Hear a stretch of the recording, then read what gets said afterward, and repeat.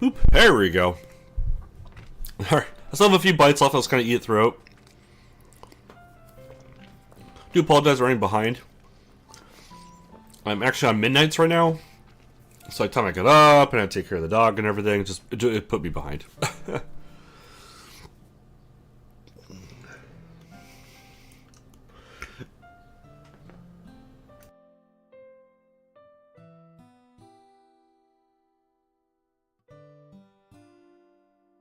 Oh, here we go.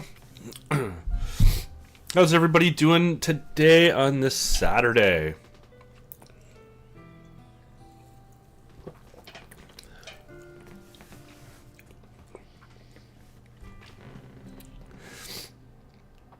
Okay, I actually do not remember where we are in the story. Hello, Carson. Good to see you, buddy.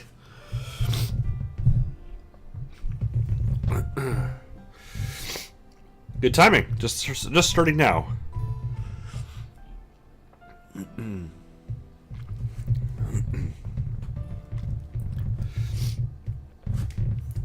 Excuse me. I'm starting to get sick. Shocked to nobody who follows me on Patreon. I've been sick basically a year. Alright. Dilly-dally enough. I have a couple bites left. I'll finish. I got some pizza from 7-Eleven. I had enough points to get like a free large pepperoni. So I got that. That's on my way home from work this morning. So I had some leftovers. So that'll be my breakfast. So I got that and a Rain Energy Rainbow Sorbet. I don't know if you can see that. Rainbow Sorbet. It's actually pretty good. With the big cup, also a big cup of water. Go for a few hours. It's 4:44 p.m. right now. Probably go till about 8. Is probably my guess. 8. And then I gotta take the dog for a walk. So I'll have to but take a break in like an hour to feed her. But other than that, it should be good. So let's get back into this here. I don't remember where we were. Honestly, the last time. The last stream was kind of a disaster. It was only like an hour long. Excuse me. But yeah, my throat was really sore. And it was right after I got home too, so I wasn't really awake. So I don't remember a lot of what we did the last video. We are kind of on Yuri's path here, and we'll see if anything progresses today. So far it's pretty slow of a start, I'd say. Nothing really exciting has happened yet. We've just been kind of reading poetry to each other. But there's some event coming up that everybody will have to speak in front of everybody. Let's see. Yeah, I do. Let me get it for you. Oh, okay, here we go. So we're reading. Okay, I remember now, yes. We're just starting to read all the poems. And, yeah, because my throat was stopped. Okay. Beach. A marvel? A marvel millions of years in the making. Where the womb of Earth... is that chaotically? It's hard. Her handwriting for me is hard to read for some reason. On this screen. I'm doing this in a window. For some reason, if it's full screen, Streamlabs hates it with a passion. So I have to do it in the window. This makes it a little bit, so it's a lot smaller for me than it is for you. Yeah, where the womb of Earth chaotically meets the surface under a clear blue sky and expansive bliss, but beneath gray rolling clouds, an endless enigma. The easiest world to get lost in is one where everything can be found. Well, one can only build a sandcastle where the sand is wet, but where the sand is wet, the tide comes. Will it gently lick at your foundations until you give in? Or will a sudden wave send you crashing down in the blink of an eye? Either way, the outcome is the same. Yet, you still build sandcastles. I stand where the foam wraps around my ankles, where the toes swish in the sand. The salty air is therapeutic. The breeze is gentle, yet powerful. I sink my toes into the ultimate boundary line, tempted by the foamy tendrils. Turn back, and I abandon my piece to road at the shore. Drift forward, and I return to earth forevermore. Womp womp. Okay. I'm aware that the beach is kind of an inane thing to write about, but I did my best to take a metaphorical approach to it. You say that like you didn't even want to write about it. Oh, haven't you heard? After yesterday, Natsuki and I, well, it was amusing that we wrote about something similar in each different ways. But Natsuki wanted us to write about the same topic as each other again. I suppose to better compare the differences in our writing styles, or thought processes. Anyway, it was her idea. Knowing her, it's no surprise that she wanted to do something like that. She probably just wants to show off. It's not like I have a particular interest in her writing style. I just went with her request. But, well, I suppose it's not so bad to write about something simple on the occasion. It can be refreshing, you know? It's good for me to calm my thoughts once in a while. Before I go any further, how's the audio? Is my voice okay? The music not too loud or anything? I'll give you guys a second to comment on that. Everything sound okay?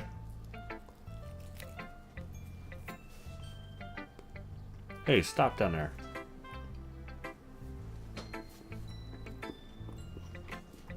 Awesome, thank you.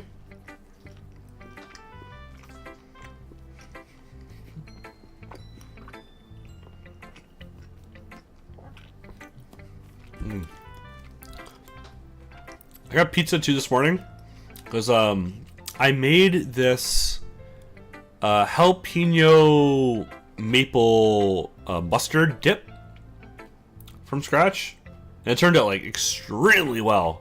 So I needed something to dip. So crust, perfect. Yeah, I think I agree. Thanks for sharing. Let's do Monica. Hi, Steven. Have you thought about what you want to submit to perform at the festival? Well, being in this club is one thing, but performing in front of a bunch of people? Well, I'll have to give it some more thought. Okay, no pressure. But whatever you do, I'm sure it'll turn out great. It'll also make me happy to see. Anyway, let's take a look at today's poem. Sure. Let Monica take the poem I'm holding in my hands. This one's good. It feels like you're not only getting comfortable with your style, but the imagery is better than the last one I read. Just wondering, but have you been finding inspiration in Yuri's writing style? Yeah, may or may not be choosing things based on who we are trying to get. Huh, I guess so. You can't deny that she's talented. Yeah, totally. I think her poems are the most romantic. That's the best way to describe it. She's like a totally different person when she picks up a pen. I noticed that too. Or when she's talking about literature, it's like a light turns on inside of her. Uh-huh. Sadly, it's hard to get much personal conversation out of her. Trust me, I've tried. Who knows what goes on in that head of hers? Hope you don't mean that in a bad way. No, of course not. I just meant that I wish she didn't keep to herself so much. But still, defending her like that. You must be pretty into her. Eh? You completely misunderstood. Calm down, I'm just kidding. Besides, I'm pretty sure she's already got a boyfriend. Wait, really? Yeah, a fictional one anyway. Monica kind of whispers that last part to me. It's just a hunch, but... well, there's nothing really wrong with that. Oh, well, I know. I was just saying. Anyway, I'll share my poem with you now, alright? Alright. Oh, nice and short. No, never mind, not nice and short. It looks like this is the end of it until you start to scroll. Okay, I do need to stop for a second. I just want to go blow my nose. So I'm starting to get sick. I'll be right back. Let's be a second.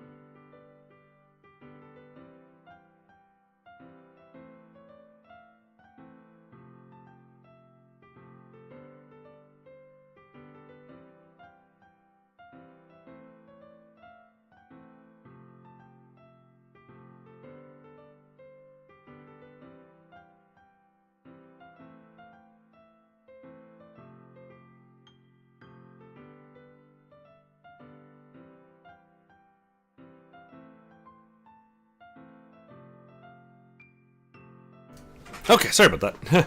Took some Advil cold and sinus, or whatever it's called, as well. So, should be good once that kicks in. Alright, let's get this poem going. Definitely feel a lot better now that I blew my nose. The lady who knows everything. An old tale tells of a lady who wanders earth. The lady knows everything. A beautiful lady who has found every answer. All meaning, all purpose, and all that was ever sought. And here I am, a feather. Lost adrift the sky, victim of the currents of the wind. Day after day I search. I search with little hope, knowing legends don't exist. But when all else has failed me, and all others have turned away, the legend is all that remains. The last dim star glimmering in the twilight sky. Twilight sky? I think maybe a typo. Until one day, the wind ceases to blow. I fall, and I fall, and fall, and fall even more. Gentle as a feather, a dry quill, expressionless. But a hand catches me between the thumb and finger. The hand of a beautiful lady. I look at her eyes, and I find no end to her gaze. The lady who knows everything knows that I am thinking. What I am thinking. Before I can speak, she responds in a hollow voice. I have found every answer, all of which amount to nothing. There is no meaning, there is no purpose, and we seek only the impossible. I am not your legend. Your legend does not exist. And with a breath, she blows me back afloat, and I pick up a gust of wind. Interesting. You know, I feel like learning and looking for answers are sort of things that give life meaning. Not to get too philosophical or anything, but it's kind of on my mind, so that's what I wrote about. Ooh, sorry, get this a little closer to me. I see. I never really put much thought into it. In a way, it's almost paradoxical. Because if we had all the answers, wouldn't the world start to lose its meaning? You know, there's one thing I noticed. It seems like everyone in the club prefers writing about things that are more sad than happy. Are you surprised? I mean, if everything was okay, we wouldn't really have anything to write about, would we? Humans aren't two-dimensional creatures. I think you know that better than anyone. You mean one-dimensional? Ah, yeah, that. Anyway, here's Monka's writing tip of the day. Are you ever too shy to share your writing because you're afraid it's not that good? It can be really disheartening to get a lukewarm response to something you put so much into. But if you find other people who enjoyed writing, then sharing becomes a lot easier. Because instead of just telling you that your writing is good or okay or bad, they want to focus more on everything that went into it and the things you can work on. It's much more encouraging that way. It'll make you want to continue improving. It's almost like having your own little literature club. Did you think? That's my advice for today. Thanks for listening.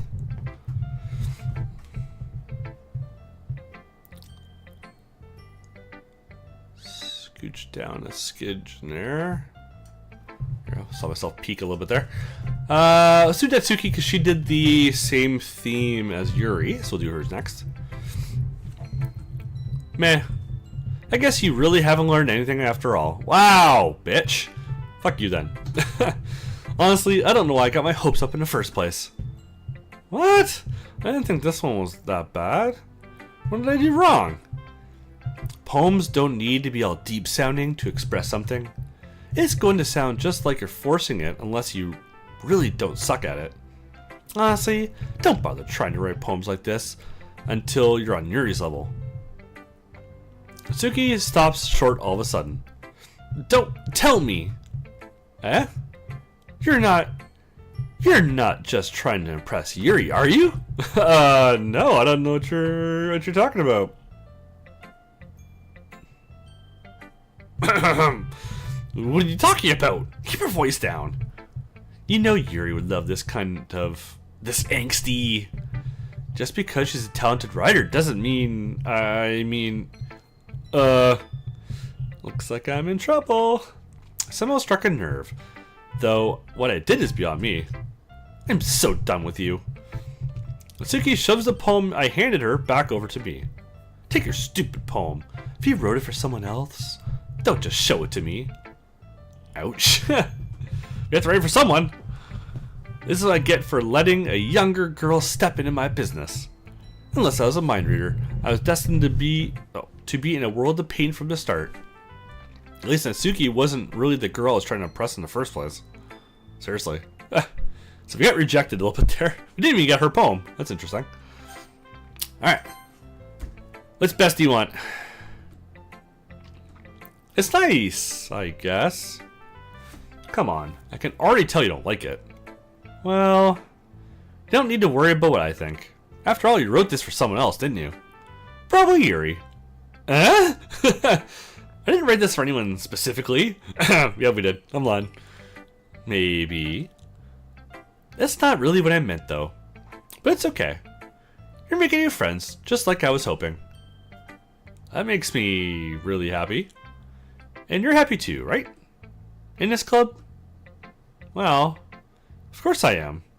Good. That's all that matters to me. Thank you, Stephen. Sayori. Is there something wrong? Huh? No, nothing. Just a little tired today. Ah. So it's the two of them that are upset. That's interesting. Alright. Just tell me if you need anything. I will. Don't worry about me, okay? You can go play with everyone else now. If you insist.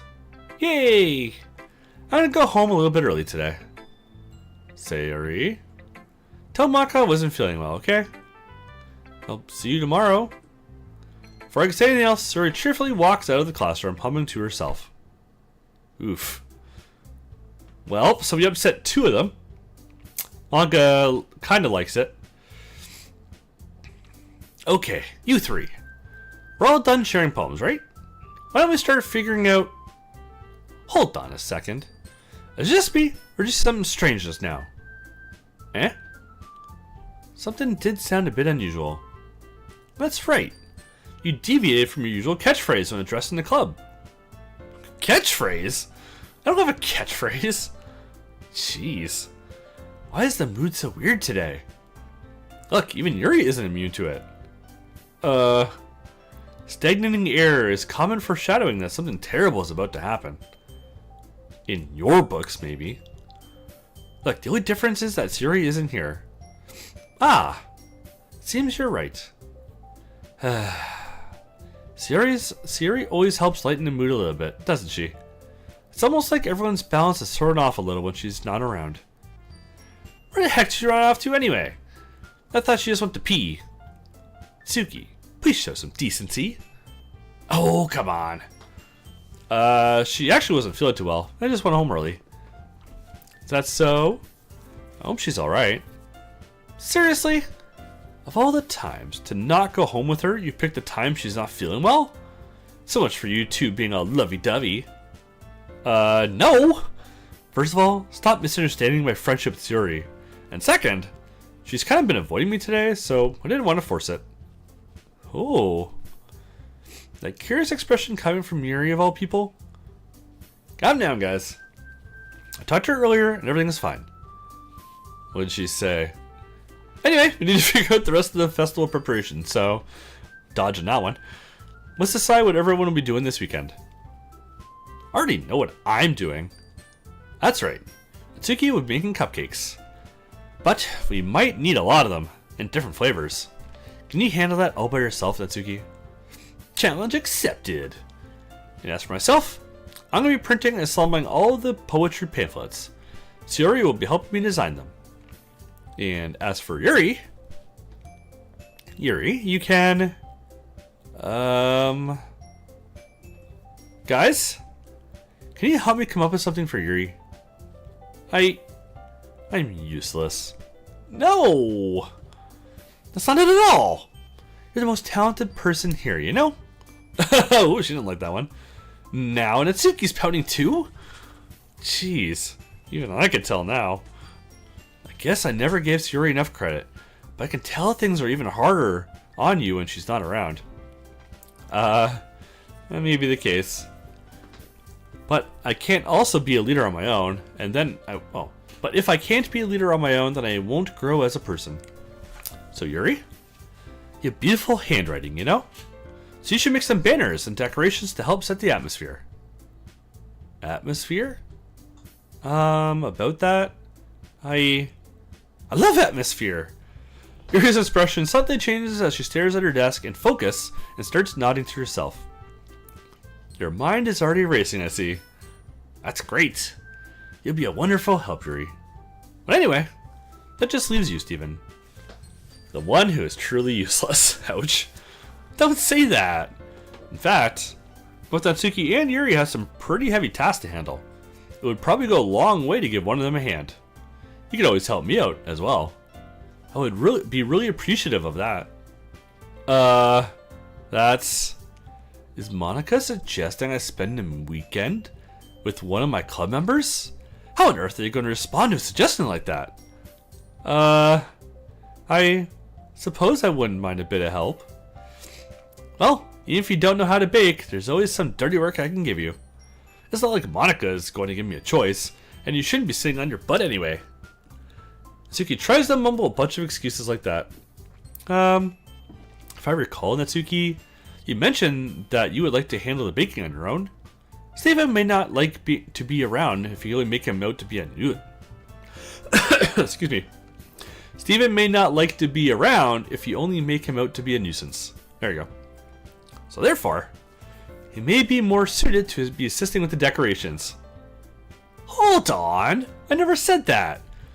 How hard could it be to make a few decorations anyways? Jesus, sorry guys. Sounds more like you're just making excuses for Steven to... What are you saying? It will be extremely meticulous work. And baking isn't. Just what do you think? Guys, let's settle down for a moment. In the end, I think it's up to Steven to decide how he'd like to contribute. Besides, he hasn't really gotten a chance to spend any time with me yet, you know. So I'm sure he's interested in... You literally just said...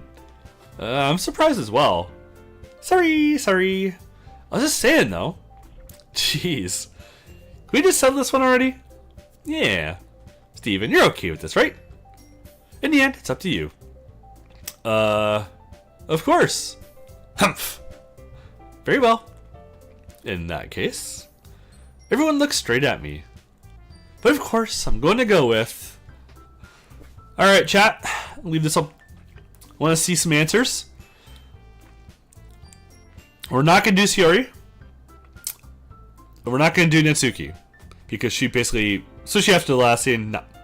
So it's between Yuri or Monica. I'm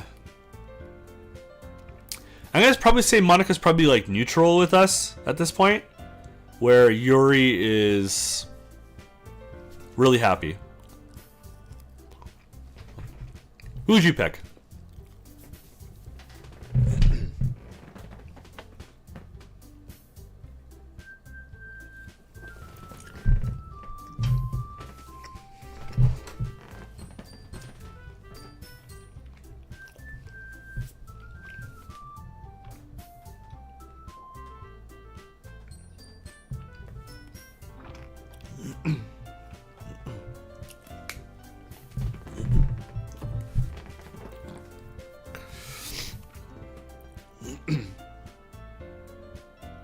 Both going with Yuri? Yeah, I agree. I feel like maybe we'll get better content. Cult classic. Dark Zara, welcome, buddy. Good. Yeah, I agree. I think the Yuri, if we pick her, since we're farther along, we'll get better scenes. Like, it would be nice to continue maybe pushing with Monica a little bit, but yeah, let's go with Yuri. It's maybe a cult classic, Dark Zara, but I've never played it before. So, here we are. We'll see how this goes since it's completely blind. Yuri! Well, I'll probably be most useful helping out Yuri. Me? Are you serious? Why would you... Natsuki, I can already tell you're about to say something mean. No. I was just saying. Ugh. So you'll be helping Yuri then, Steven? Yeah. That's what I'm gonna do. I'm glad. I have a bad habit of overthinking these sorts of things, so I think your assistance will be very useful. That's great to hear. Tsuki will be able to handle the baking herself. Yeah, just to point 3. I was interested in it, but the series got so little views, and when the newest, the most, well, at the time when the newest version came out, everything else came out at the same time. So there was a 0.5. I didn't even know that came out. I'll probably get back into that one at some point. But like everything came out when the 0.4 version came out. So I had so many updates all at once. It's just I didn't have the time to it, and I knew I want to get into some new stuff. I just don't want to do updates over and over again. Yeah, like I decided to cut that one for now. I'll come back to it at some point. That's the problem. Playing so many visual novels that you enjoy, it becomes a problem. Like, oh my god, all these damn updates. So I wanted to play a couple of these that were finished, which is why we played acting lessons. I wanted to get in acting lessons. It was recommended, and I knew it was finished, so I didn't have to worry about updates anymore. I already said it would be fine. Oh, I would be fine. Okay. Everyone could tell that Natsuki is feeling a little sour. So, is that everything we needed to go over? Yeah, that should be about it. Are you guys excited? Well, excited may not be the right word. I suppose I'm looking forward to it a little bit. Do you feel the same way, Steven? Me?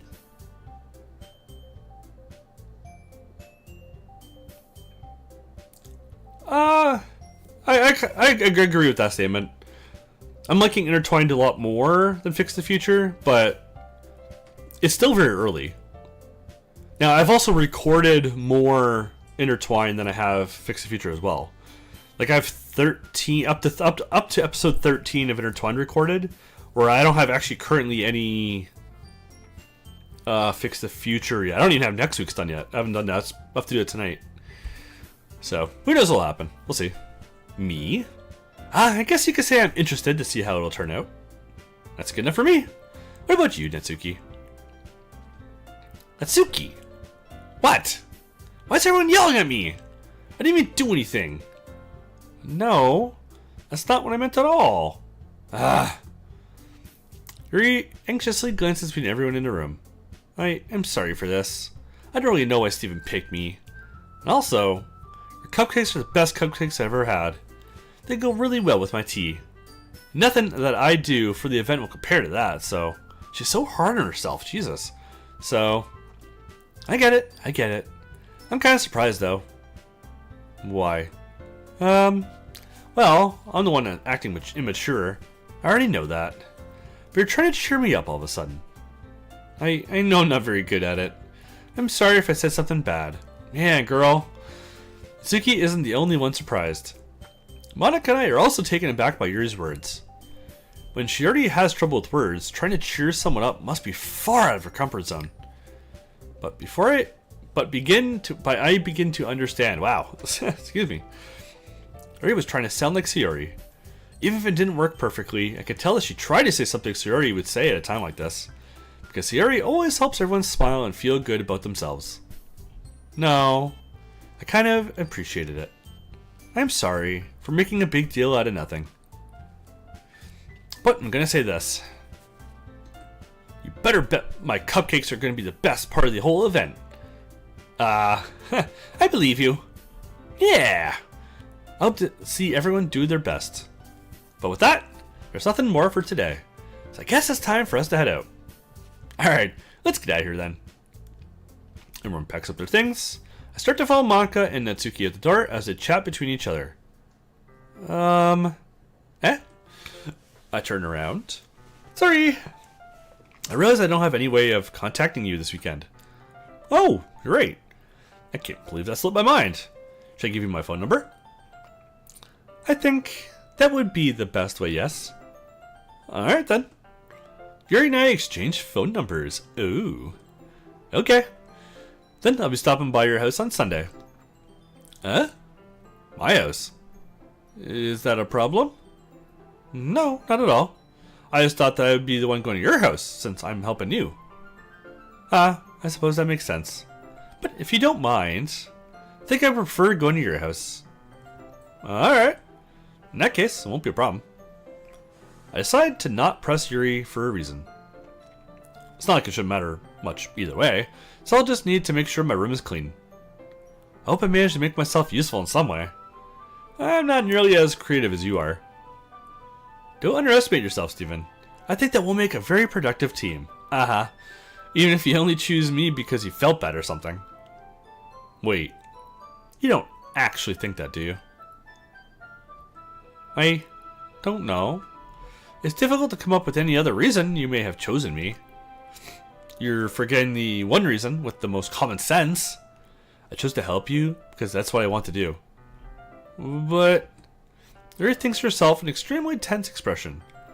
Yuri, you're overthinking this. You wanted me to point out when you're overthinking, right? I didn't realize. I'm telling you, I want to. That's all there is to it. Do you believe me? Yuri thinks really hard again. She looked straight into my eyes for a long time. I believe you. As if it took her tremendous effort, Yuri finally says that and relaxes her expression. And I'm really looking forward to Sunday. Yeah, I am too. After the exchange, I make my way out the door, and Yuri follows. That's going to be an interesting, it's going to be an interesting day with her. I can't believe this. Yuri's going to be coming to my house on Sunday? My anxiety shoots through the roof. Even though I've gotten pretty used to handling her at this point, there's no telling what might end up happening when we're outside of school. More than that, she told me that she was looking forward to it. Is this the chance I have to make something happen between us? Or is it too early for that? Only time will tell. Until then, I won't be able to take my mind off of it. I seriously can't wait. Interesting. Oh geez, we skipped a Sunday. Okay. Apparently we're not doing Saturday. It's kind of could have did something fun by yourselves. It's already Sunday. I've been getting increasingly anxious about Yuri's upcoming visit. I keep telling myself there's no reason to be nervous, but it doesn't help much. Yuri is clearly an introvert and also an intimate person in general. There's no doubt that she'll open up a little bit when it's just the two of us. Meanwhile, we've been texting occasionally. She was extremely apprehensive at first, but it wasn't long before I was already learning more about her. But putting Yuri aside, I haven't heard a thing from Sayori since she left the club earlier the other day. It's not like we text each other all the time or anything, but I've been worried about her in the back. But I've been worried about her in the back of my mind. Between what Sayori said and what Monica said, is it really okay for me to put Sayori's feelings aside when she might need me? I decided to visit Sayori before Yuri comes over. And before that, I'm going to take a bite. For those of you watching who aren't already, if you can hit that subscribe button, I would really appreciate it. I'm on my quest to 1,000 at the moment.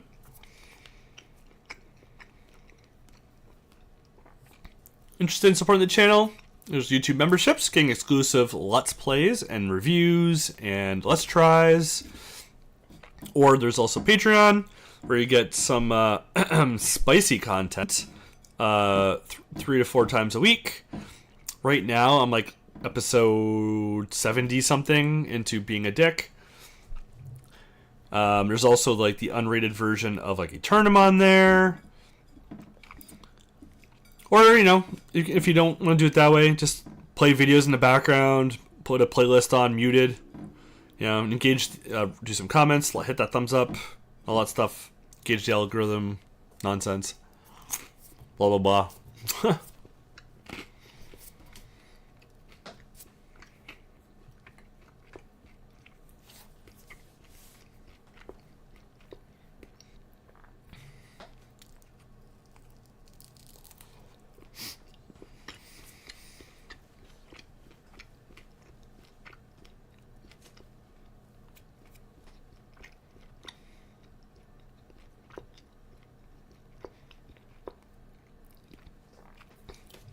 Yeah, I think she'll be there.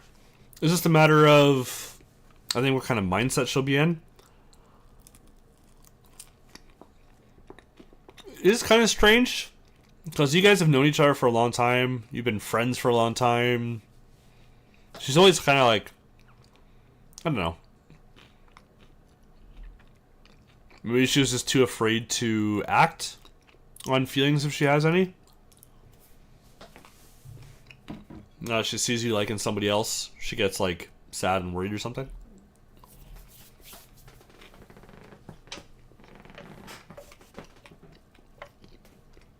Do apologize for eating. Just wanted to finish it. It's got about half an hour and I have to feed the dog.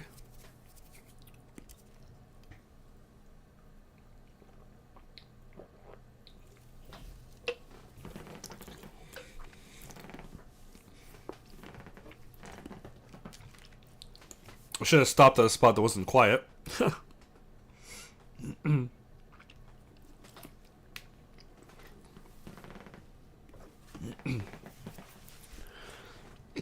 Alright, let's go. Rather than asking, I simply tell her I'm coming over, much like we've done in the past. Once I reach Yuri's house, I knock on the door before entering it myself. Again, we used to play so often that we made it a habit of simply entering each other's house like we're family. My friend that I had as a kid, through like elementary school and high school, we had the same kind of relationship where we didn't even knock or anything. We just like walk into each other's houses whenever we visit. That was it. We would just like call or something to make sure someone was home, and that was it. We just like kind of walk in when we get there. The house is quiet. Sayori isn't anywhere on the first floor, so I assume she's up in her room. It's already strange of her to not run down and greet me. I head up to her bedroom where I finally find her. Sayori? Hi, Steven. I sit down in her room. Sayori forces a smile, but it's easy to tell that she's different. There's a minute of silence between us. You haven't come over like this in a long time, have you? I guess you're right. That's been a long time. Not much has really changed, has it? Sayori's room is as messy as it's always been. I also recognize the same stuffed animals and wall decorations that she's had for years now. If you came over more often, it wouldn't be such a mess. That's because I ended up cleaning it for you. How come you suddenly wanted to come over today? Aren't you supposed to see Yuri today? Yeah, but Wait, how did you know that? Siri had already left by the time we decided the last meeting. Monica told me. It's only natural for keeping me informed on the festival preparations, right? Ah, that's true. But what about you? Aren't you going to be helping Monica today? Of course! But I'm just helping her online. We didn't plan to meet up or anything. Ah, so it's just me and Yuri then. Yep. There's more silence between us. Siri stares in a random direction. Everything about her behavior is really uncharacteristic. I finally get to the point. I just wanted to see how you're doing. After you left on Friday. When something's wrong, you can't hide from me. I know you too well. So, Siri smiles, shaking her head. That's no good, Steven. Eh? Why can't it just be like it's always been? This is all my fault. If I didn't get so weak and actually express my feelings, if I didn't make that stupid mistake, then you wouldn't have been worried about me at all. You wouldn't have come inside. You wouldn't have been thinking about me right now. But this is just my punishment, isn't it? I'm getting punished for being so selfish. I think that's why the world decided to have you come over today. It just wants to torture me. Hee hee hee. Siri! I grab Siri by the shoulders. What on earth are you saying? Are you listening to yourself right now? I know something happened to you. There's no need for explanation for you to be like. There's no other explanation for you to be like this. Excuse me. So tell me already. Until I know, I won't be able to stop thinking about it. Siri gives me an empty smile. You really put me in a trap, Steven. But you're wrong. Nothing happened to me. I've always been like this. You're just seeing it for the first time. Seeing what? What are you talking about? Hehe.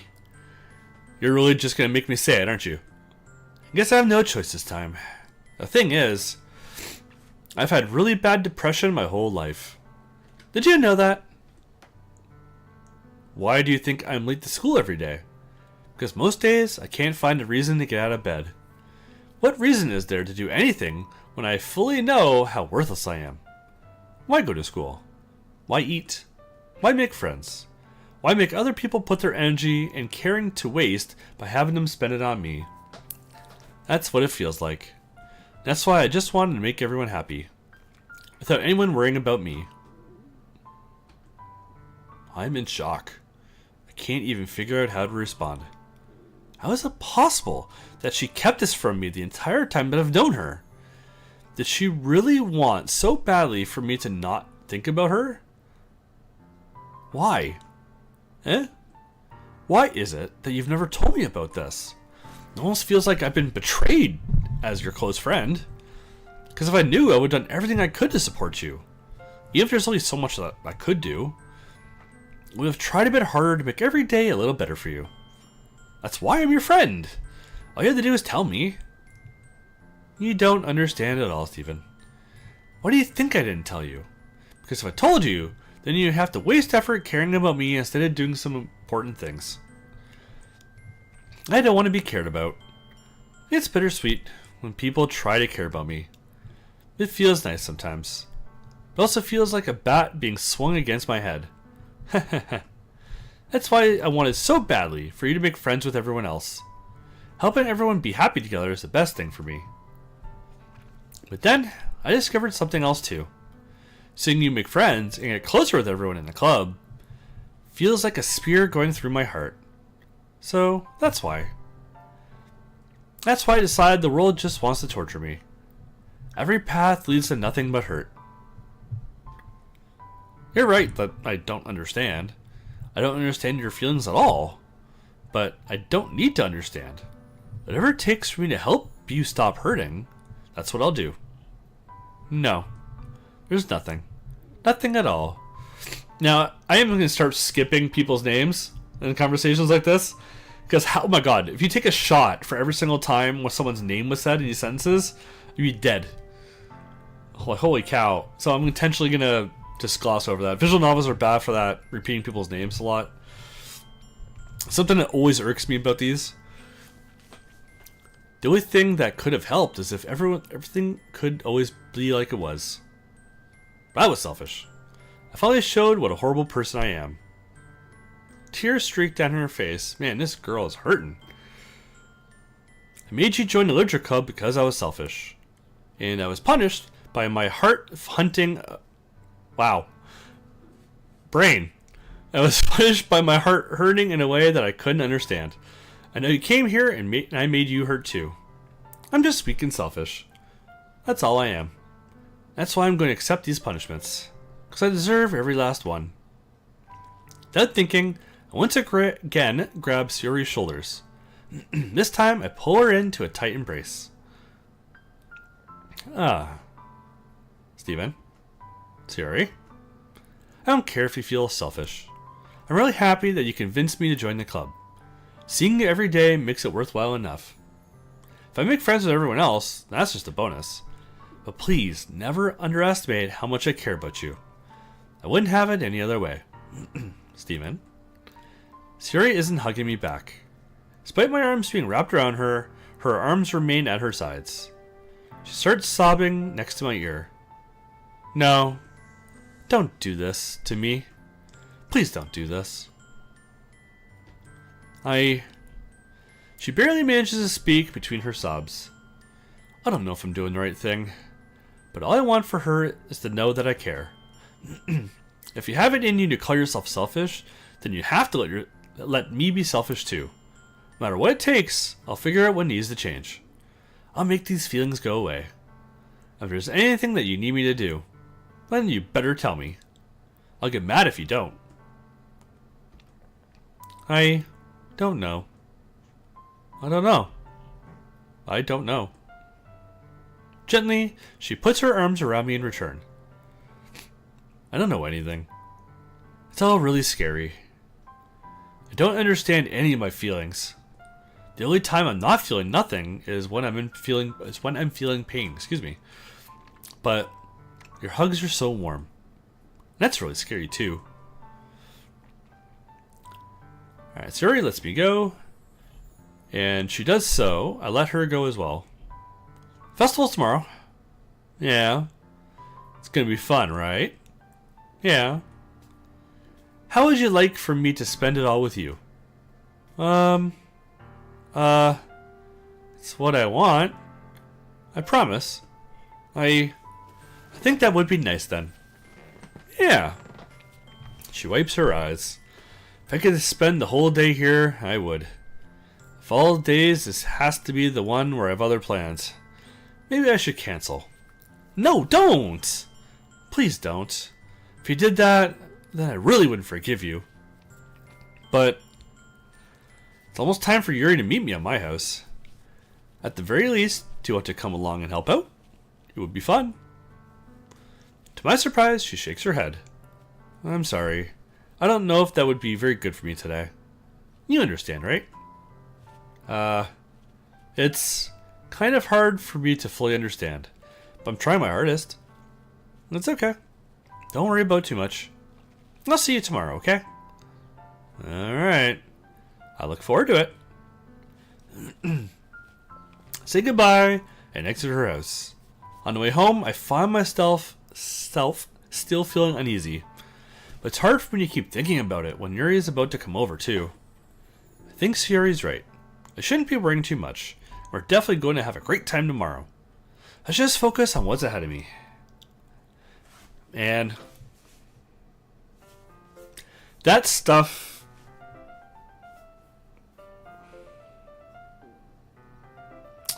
it's always tough for me.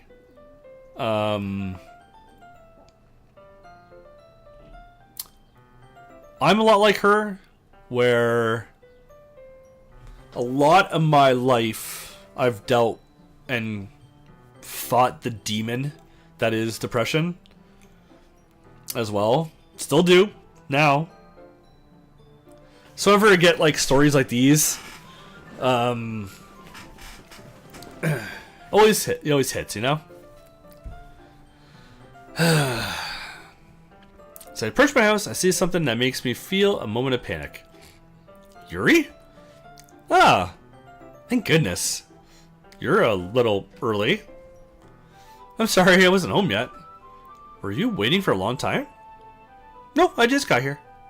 But I started to get really nervous when nobody answered the doorbell. You could have always texted me. If I had known, I would have reassured you and hurried more on my way home. I suppose that's true. I didn't think of that for some reason. It should be common sense to do that, but I decided to ignore it. Anyway, let's go inside. I see you brought a lot of stuff with you. That's right. And did you manage to find everything I asked you to buy as well? Yeah, pretty much. At least, I hope I got everything right. I'm sure it'll be fine. Take Yuri to my room. First thing she does is glance around curiously, which makes me feel anxious. It's so clean. I cleaned it before you came over, so... That's very considerate of you to do. No. I'd be real embarrassed for my room. Oh. I would really embarrass... Oh. Wow. Brain is just skipping that word. I would be really embarrassed for my room to be a mess while you were here. Huh. Well, I do enjoy cleaning. I'm glad you helped you clean.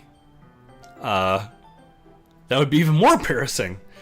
Wait, don't look in there! I snatched Yuri's wrist, which was in the process of opening a desk drawer of mine. What's in the drawer, man? Is there some, like, Jergens in there? I'm sorry. I wasn't thinking for some reason. I was just spacing out. It's fine, it's fine. Little spank bank magazines. I let go of Yuri's wrist. She put both of her hands firmly in her lap, as if making sure she's keeping track of them. So, should we get started? Ah, yes. I have a few things planned that you can help with. Decorations and other atmospheric enhancements. Atmospheric enhancements? You know, mood lighting, aromatherapy candles. Oh, wow. I didn't know you were planning on taking it that far. Of course. I want to help our guests want to help take our guests to a faraway place. Excuse me. Jesus. This is why I prefer videos over streaming. Edit this crap out.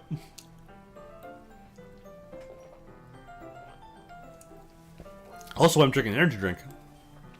Wake my brain up. This weekend I'm switching from... I just got off at 7 a.m. this morning. I'm switching to afternoons next week. But Tuesday, I have to be in at 5 a.m. to do like our startup, because it's a holiday Monday, so we're closed Sunday, Monday. Ugh. So after working midnights, I have to go in for a 5 a.m. start on a Monday, and then, or on Tuesday, I mean. And then Wednesday, I'm working like the afternoon shift, which is like 3 to 11. Ugh, stupid schedule. It's like, I don't even know what day it is most days anymore.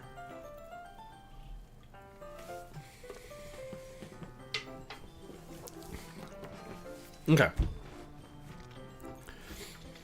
Although many will stop by just out of curiosity. And for cupcakes, I guess. I'm determined to provide an experience that will leave them wanting more. That's great. It's easy to forget that you're a pretty intense person. Intense? I guess that's the best way to put it. Is that a bad thing?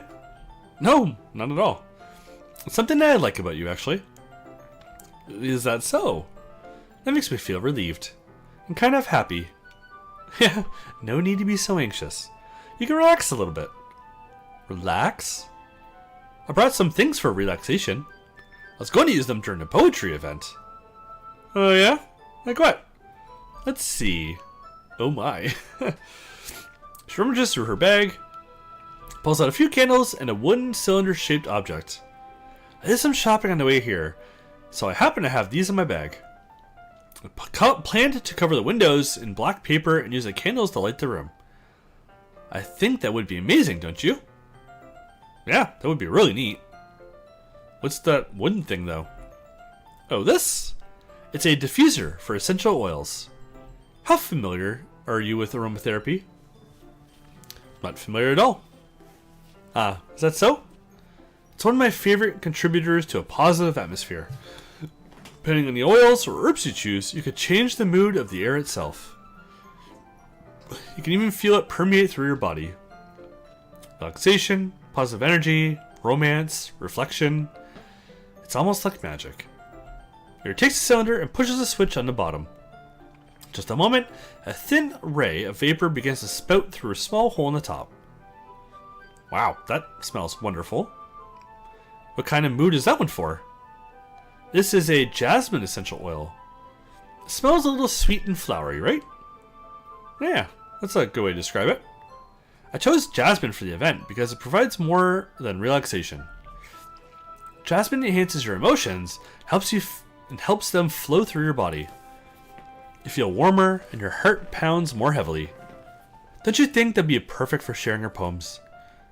It does sound suitable, but you seem to know a lot about this, so I'll trust your opinion with anything. Yuri gently smiles, clearly enjoying herself. She again reaches into her bag and pulls out several spools of thin ribbon. What are those for? Well, did you purchase the origami paper I asked you to get? Yeah, I have it over here. We won't be using the paper for folding origami. What I'd like to do is write different word on each paper. We'll need about 100 of them. Oh yeah? What will these be used for? Well, I'm going to cut pieces of ribbon to hang from the doorway of the classroom. Then we can fasten the paper onto ribbons to create a doorway curtain. Wouldn't that be beautiful? It also catch the eye of those passing by the room. It may attract some to peek inside. That's really creative. I had no idea you'd be so good at this, Yuri. Is that so? Basically. You're trying to call Cthulhu? Is that what they're trying to do right now? Is that so? Well, I suppose I do get a little intense, as you'd put it. Yuri giggles with red cheeks. Is it just me, or is she more relaxed with just the two of us? Or maybe it's the excitement she feels from sharing something that she enjoys. Here's a marker, Stephen. You can write any characters you want. I'll help you once I finish cutting the ribbons. Ah, alright. Setting the floor together, just the two of us get to work. I carefully draw a different character on each paper, doing my best to manage my bad handwriting. Yuri unravels a long strand of red ribbon to the desired length. Then she reaches into her bag once more and pulls out a pocket knife. The knife is strangely beautiful. The silver handle has an intricate pattern of leaves etched into it. The blade itself is gently tinted blue. That's no ordinary pocket knife. Whenever I see something talking about a knife like that, I always think of Crocodile Dundee. That's not a knife.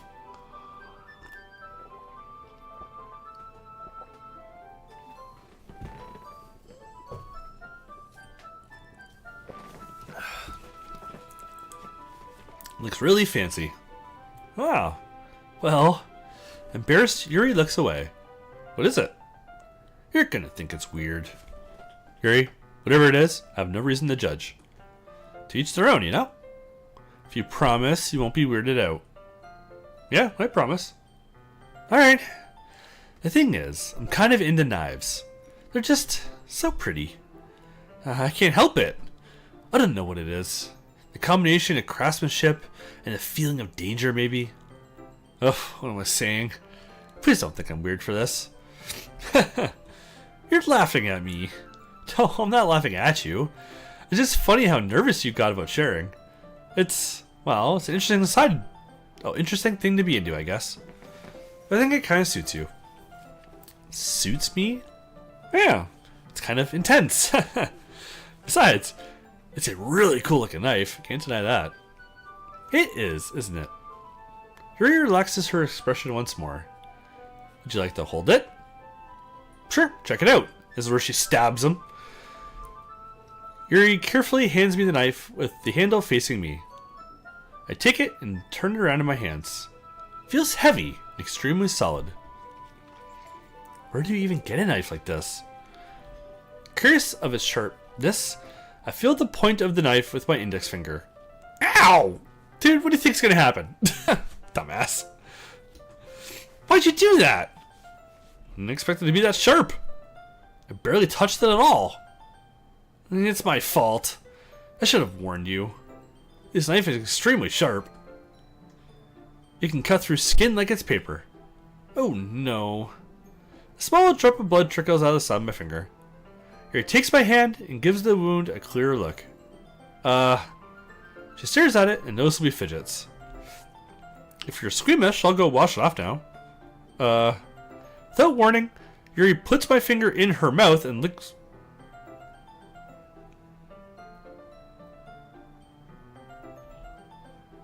Is she a vampire? She's secretly just a vampire? We just didn't know it? Maybe Carson's right!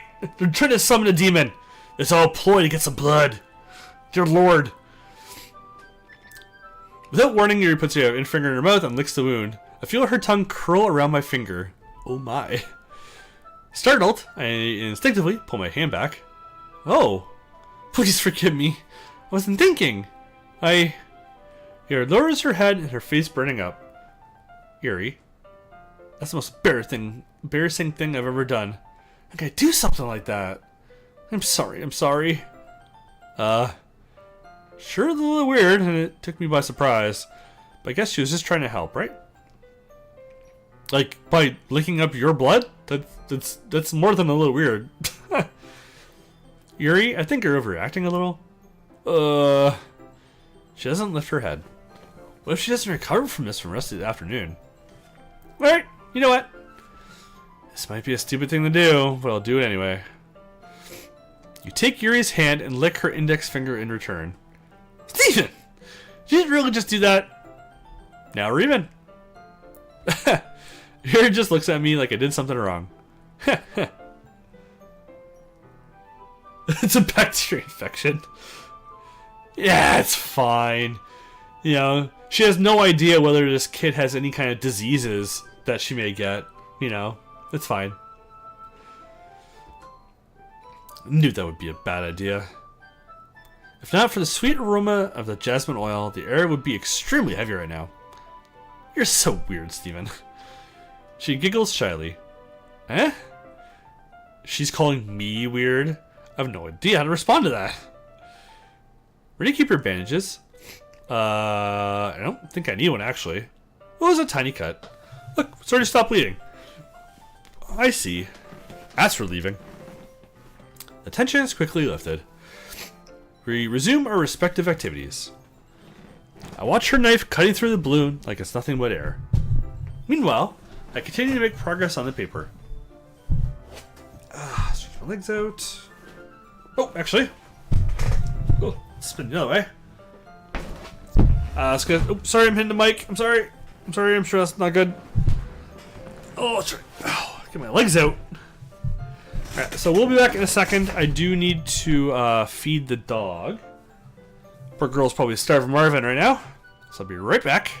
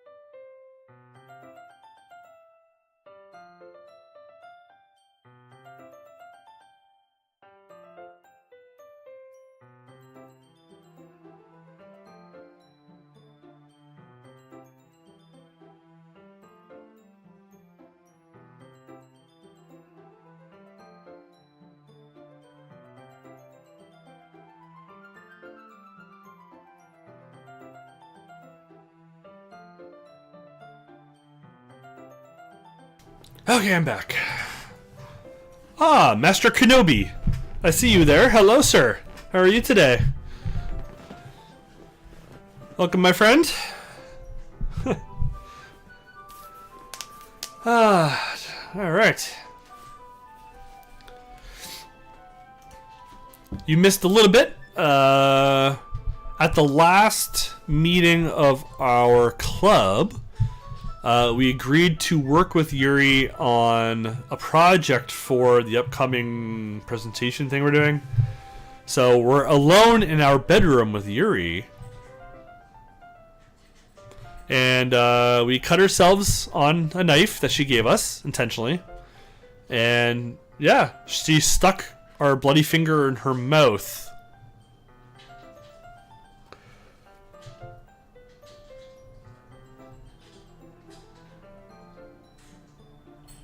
You have more than one account?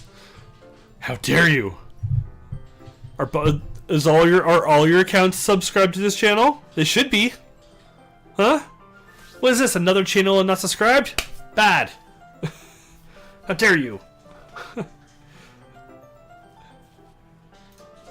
Okay. Oh, and I have 3 channels? 3? 2. I have 2 channels myself, so it's fine. I have this one, and then I have like just one personal one I use for all my other stuff I watch. Meanwhile, I'll continue to make progress on the paper. After we finish attaching the paper to the ribbons, they lay them all out. We lay them all out side by side. It looks better than expected. It'll be very effective as a door curtain. It looks great. I'm gonna stream until about 8 p.m. my time, so another just over 2 hours. I've been streaming for just over an hour at this point, hour 13. Yeah, 8 o'clock. When I stop streaming, I have to take Rolo for her walk, which is why I'm stopping there, because her walks are like almost an hour. So I'm not gonna leave the stream running for that long, so I'll stop. Plus, I want to have some voice left so I can record some more episodes today. Good thinking come up with this, Yuri. Oh, thanks. It's just something I saw online, really. Are you ready to move on to the next task? Yeah, let's do it.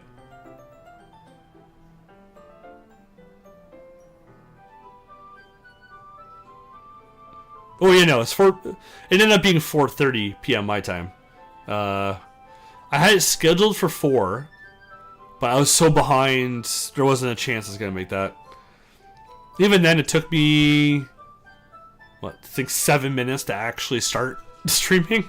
The stream was running, but I just had it on like the "we'll start soon" thing because I was eating some pizza. What do you have in mind? I think they created a banner. That's why I asked you to buy the paint tablets. Ah, that's right. One of the items Yuri asked me to buy was a kit of watercolor paint tablets. We'll need about 6 cups of water to put each of the tablets in. 6 cups? Do you mind fetching? Okay, 1 cup for each, yes. Okay. Of course not. 6 cups of water. We'll be right back in a minute. Thank you very much. Oh, and just a little bit of water is okay. If you fill the cups too much, it'll be too diluted. Oh, I see. Okay. 6 cups. Okay. Taking his advice, I decided to use a small plastic bathroom cups rather than full-size glasses. I put them on a plate to catch any paint that drips, and then bring them back into my room. Yuri? Yes? I come in to see Yuri quickly unrolling her sleeves, putting them back over her arms.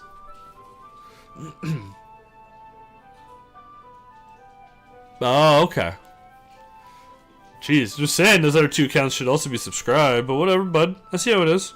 You never support this channel. Jeez. How dare you. You're the least supportive person I've ever had on this channel. God.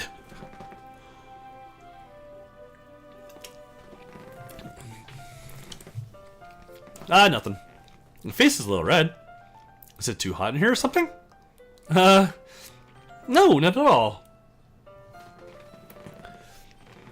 It is a rainbow sherbet. Sherbet? Yeah, rainbow sherbet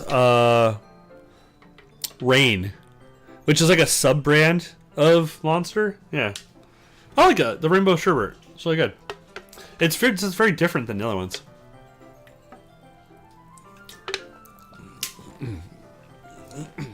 It's pretty good. Excuse me.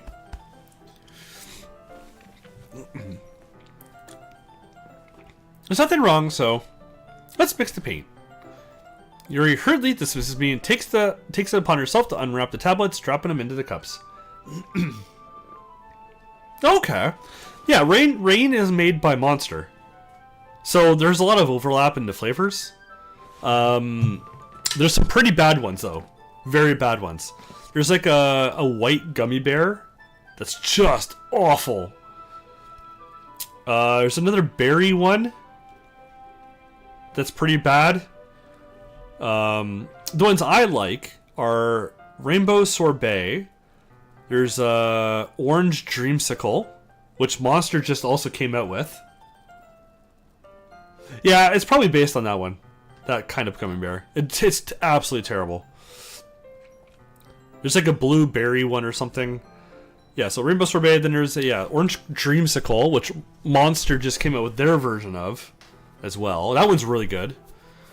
There's a couple new ones that just came out. I can't remember what the flavors are, though. But they're pretty good, too. The original set that they came out with are just awful. Let me see.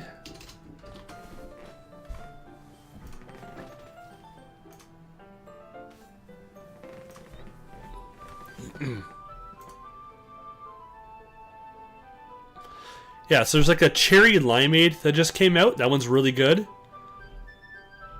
But yeah, so is it Razzleberry is awful. Absolutely awful. That's what it's called, Razzleberry. I have to look it up because it's going to drive me insane if I didn't. Anyways, back to the game. I thought we'd do something simple that would look very nice. I'd like to paint a gradient across the banner. Starting with the colors for sunrise and then daytime, and then sunset at nighttime. Once it dries, I'll write an inspirational quote across the banner. Make it hang on the wall behind the podium at the front of the classroom. Ah, neat. What are you going to write? Well, it'd be more fun to surprise you. Yuri smiles at me. If you say so. After rolling out the banner, Yuri and I kneel on opposite sides so we don't get in each other's way.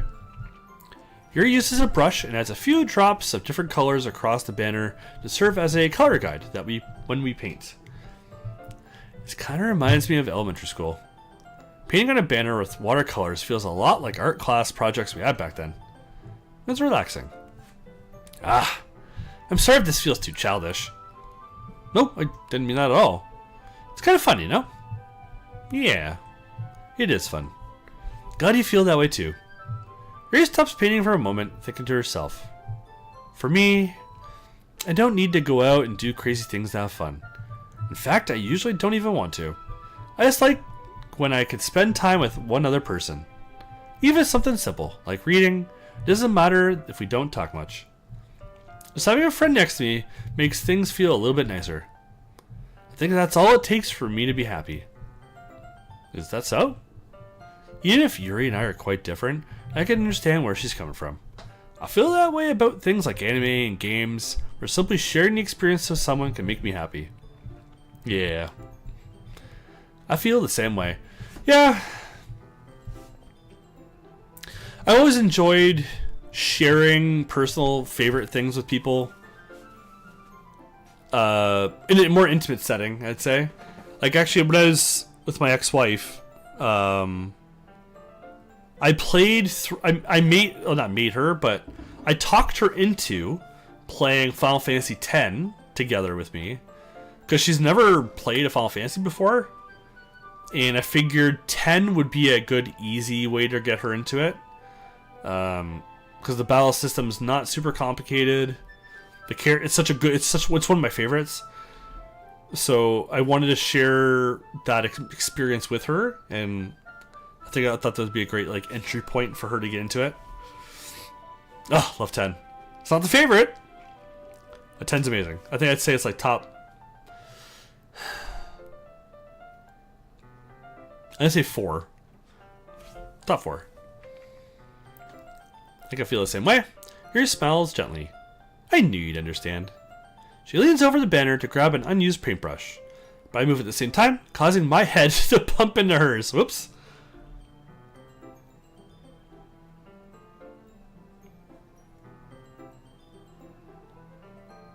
How does 10 compare to the remake?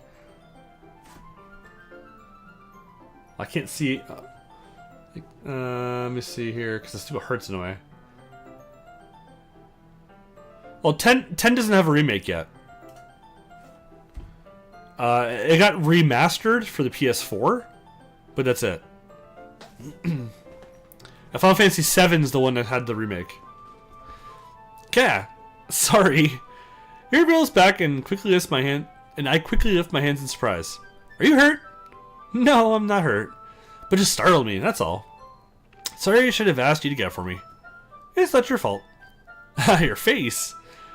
There are droplets of paint on Yuri's face and neck. Is there something on my face? Yeah, I accidentally got paint on you. Sorry, it's totally my fault. I'll get a towel right away. I rush out and fetch a small towel and dampen it with hot water. Return to my room and kneel back down in front of her. Oh, finally a different view. Here. I pat down Yuri's face and neck with the towel. Ah, is something wrong? It's hot. I just didn't expect it. Sorry. I didn't want to use cold water. Having finished, I started to retract my hand. But Yuri suddenly holds my wrist. Wait. Huh? Just for a little longer. It feels really nice. Ah. I keep my hand still against Yuri's neck. She looks into my eyes. It's an intense expression I recognize from when she reads her books. Almost as if she's lost in a gaze enveloped by her own thoughts. She breathes gently, half through slightly parted lips. What is happening? Is it the aroma of the jasmine oil giving me this dizzy feeling? Yuri's gentle fingers wrapped around my wrist send a tingling sensation through my arm. And suddenly, her face seems to be much closer to mine than it was just a moment ago. Yuri slowly pulls away. Sorry. I've been feeling a little lightheaded today. I didn't mean to space out. It's fine. The moment is over as soon as it begins. Yuri picks up her brush again. But her movements seem clumsier, like she's unable to focus. I remain silent, forced to ignore the event that just transpired. I hesitantly retrieve my own brush and continue to follow Yuri's example. Whoop. That should do it. So one criticism I'm going to have of this game so far is the actual visuals. Like, it looks nice and clean and everything, but they could have done more with the background. He gave her a concussion. Yeah, seriously. It's some severe brain damage all of a sudden. Yeah. Scenes like this, they could have done more, right? We're reading this dialogue, but there's literally nothing but a picture of the room on the screen. Why isn't there something else, right? Show something we're working on. Show at least the two of us sitting next to each other working on it or whatever. Like, show something other than just this basic ass view of her room. I don't know. It seems a little lazy doing it this way, honestly. I finished filling the night sky with white dots that look like stars. Looking at the banner as a whole, it's very pretty and natural looking. I think it came out better than I expected. I'm really happy with the results. Yeah, me too. Are you going to add the lettering now? Not yet. It needs to dry first. That's true, but won't that take a while? Well, perhaps it would be best to leave it here, and then have you bring it in the morning? I can do the lettering in the classroom before the event starts. Is that okay? That's totally fine. Wonderful. In that case, I don't think there's anything more for us to do here. Are we actually going to get a choice here or what? Another criticism. Very little choices. Very, very little choices. The ones they give us are important, but I don't know, could definitely use for some more. Phew. Say like you're glad it's over. Was I wrong to assume that you were at least enjoying yourself a little bit? Oh, no, it's not that. I'm just glad that we managed to get everything done. I see. I am too. I was a little concerned about time. I need to start making dinner soon. Ah, so you don't have any time left? I was secretly hoping we have extra time after finishing the work. Well, Yuri thinks to herself, I think it would be too irresponsible for me to wait too much longer. I'm sorry. I was hoping it would be more time as well. It's probably my fault. Sorry for being such a slow worker. No, it's not your fault at all. And the important thing is we got everything done, right? Yeah. So I shouldn't be disappointed or anything. Gathering all her things, she seems a little downcast. I understand why. It sounds like she really gets the opportunity to spend time with friends in a relaxed environment. But it doesn't mean this is the last time it can happen. Once Yuri packs up, I walk her out the front door. Thank you very much for having me today. No problem. I'm glad I was able to help. Just let me know if there's anything else you need for me to bring tomorrow. I will. Well then. Yuri fidgets. I guess I'll see you tomorrow. Wait. I kind of say that without thinking. About today? It's fine that we didn't have as much time as we wanted. Because we could do this again. Whenever you want, you can come over or we can go out somewhere. Ah, I forget you don't like going out much. As I stumble over my words, Yuri simply smiles bashfully. Anyway, you know what I'm trying to say, so. You're very thoughtful. Guys, listen out! Just say it, man, say it! Yuri takes a step closer to me, then briefly squeezes my hand. I kinda like that about you. Well, how am I supposed to respond to that? But I don't even get a chance to, as she suddenly pulls back. Sayori? Eh? Ah. Hi, Steven. Sayori? Just now, we weren't... Hee hee hee. It's okay. I just stopped by to say hi. Well, it's nice to see you. I'm sorry, but I'm already on my way to leave. Aw, really? That's too bad. I'm sorry. But we'll be together at the festival tomorrow, so that's fine, right? Of course. Sayori beams. Yeah, so I'll see you tomorrow. Clearly embarrassed, Yuri hurries off. Womp womp. And she cockblocks. Damn it. Sayori waves goodbye after her. Sayori? I thought you didn't want to come over today. Well, I tried staying in my room, but my imagination was being really mean to me. So I had to come here and see it for myself. See what? What are you talking about? You know, how much fun you were having with Yuri. How close you got to her. It makes me really happy that you've made such good friends. That's all that matters to me. Tears start to fall from Sayori's face. That's all that matters to me. Why am I feeling this way? I'm supposed to be happy for you. Why does it feel like my heart is splitting in half? Oh, Joseph, buddy, you missed a huge moment earlier we had with her in her room. She was acting weird. So we went to go talk to her place. And she told us about how she's been fighting depression for a long time and had a good little intense moment with her. It hurts so much. Everything hurts so much. This would be so much better if I could just disappear. Sayori, don't say that. It's true. If I wasn't here, then you wouldn't have had to waste your sympathy on me. You wouldn't have to put up with me being selfish. Monica was right. I should just... Monica? Monica was right about what? Sayori. I said before it's true. I'm not gonna let this continue. Caring about you like this isn't the burden your mind is making it out to be.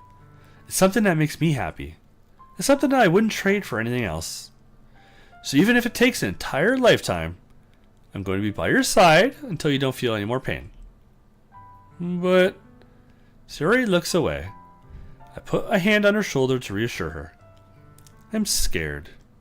I'm really scared. What are you scared of? I'm scared that I might like you more than you like me. Sayori. It's true, isn't it? I was weak and started to like you too much. I did this to myself. Steven, I like you so much that I want to die. That's how I feel. And that's not enough. I don't want you to hurt anymore. I slide my hand down her arm and squeeze her hand in my own. Do you remember how I said I always know what's best for you? Do you still believe me? Wordlessly, she nods. Even if you don't understand all of your own feelings, I know what you need the most right now. And that's what I'm going to give you. Oh, hello. Sayori? Oof. Wow. Not expecting this to be an option right now. Oh boy. So chat, I want to hear your thoughts. Let me know what you want to pick and why. Tell me, please.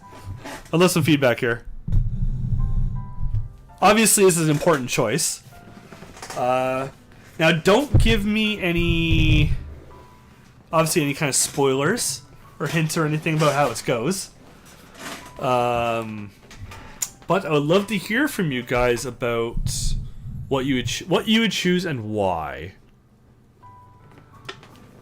While I take a drink.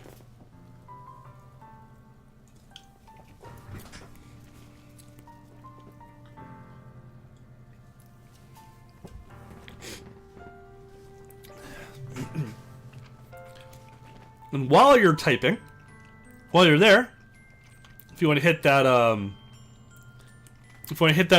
subscribe button, help me on my quest to 1,000. Excuse me, I'm starting to get sick, so if you hear some nose noise, hit that subscribe button, hit that thumbs up. YouTube memberships available. Series special for that only. Also got Patreon. Exclusive spicy content. Also super chats and stuff are available. If you want to go that way.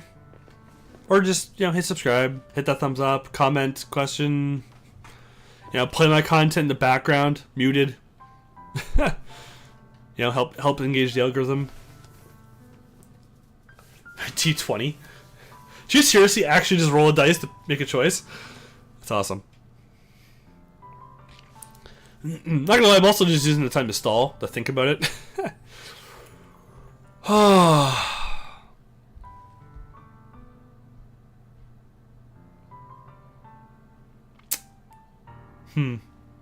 It's tough.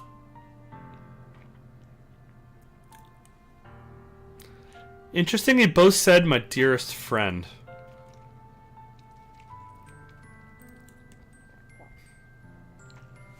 I'm trying to remember back to the poems that we did. She really liked the first one, I remember. But then the other ones I did more specifically for Yuri.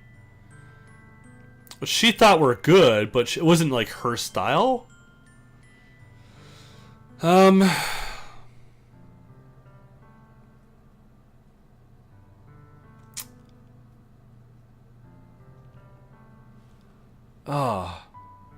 So 2 is 2-0 for my dearest friend. Renee, are you still here? Do you have a thought on that? Dark Zara?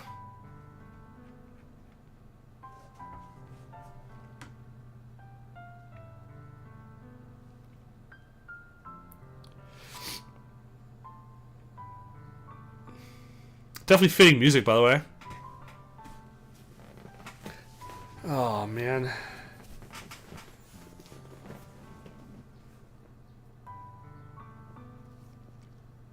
Okay, well, if you don't want to spoil, then just option 1 or option 2. Just about just that. What would you vote for?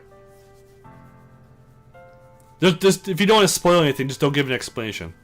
Just which option would you pick?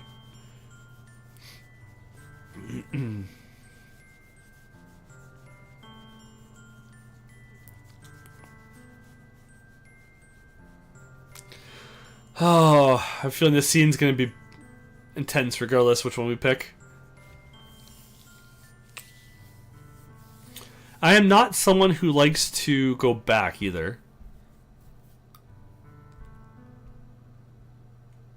Just roll a dice. That's a pretty fun way of doing a run. Is a dice run of a game. So every option you choose with the roll of a dice. You think number 1? Oh. Okay, so it's 2-1. Okay, well, no one else commented, so I'm assuming they're not still here. I'm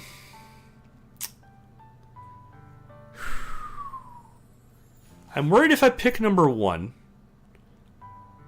it's going to kill my Yuri stuff. And hurt her, because clearly she likes us as well. Number 2...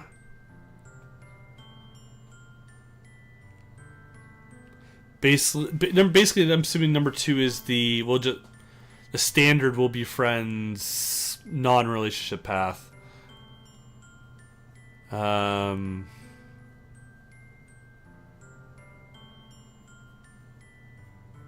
It's okay, Renee. Don't worry about it.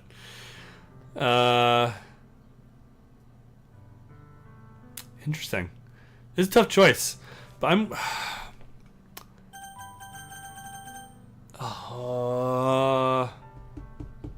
gonna roll a dice. I'm gonna do it as well, since you guys did. I'm gonna grab. It's just here in the closet. Hold on. I have a whole bag of D20s.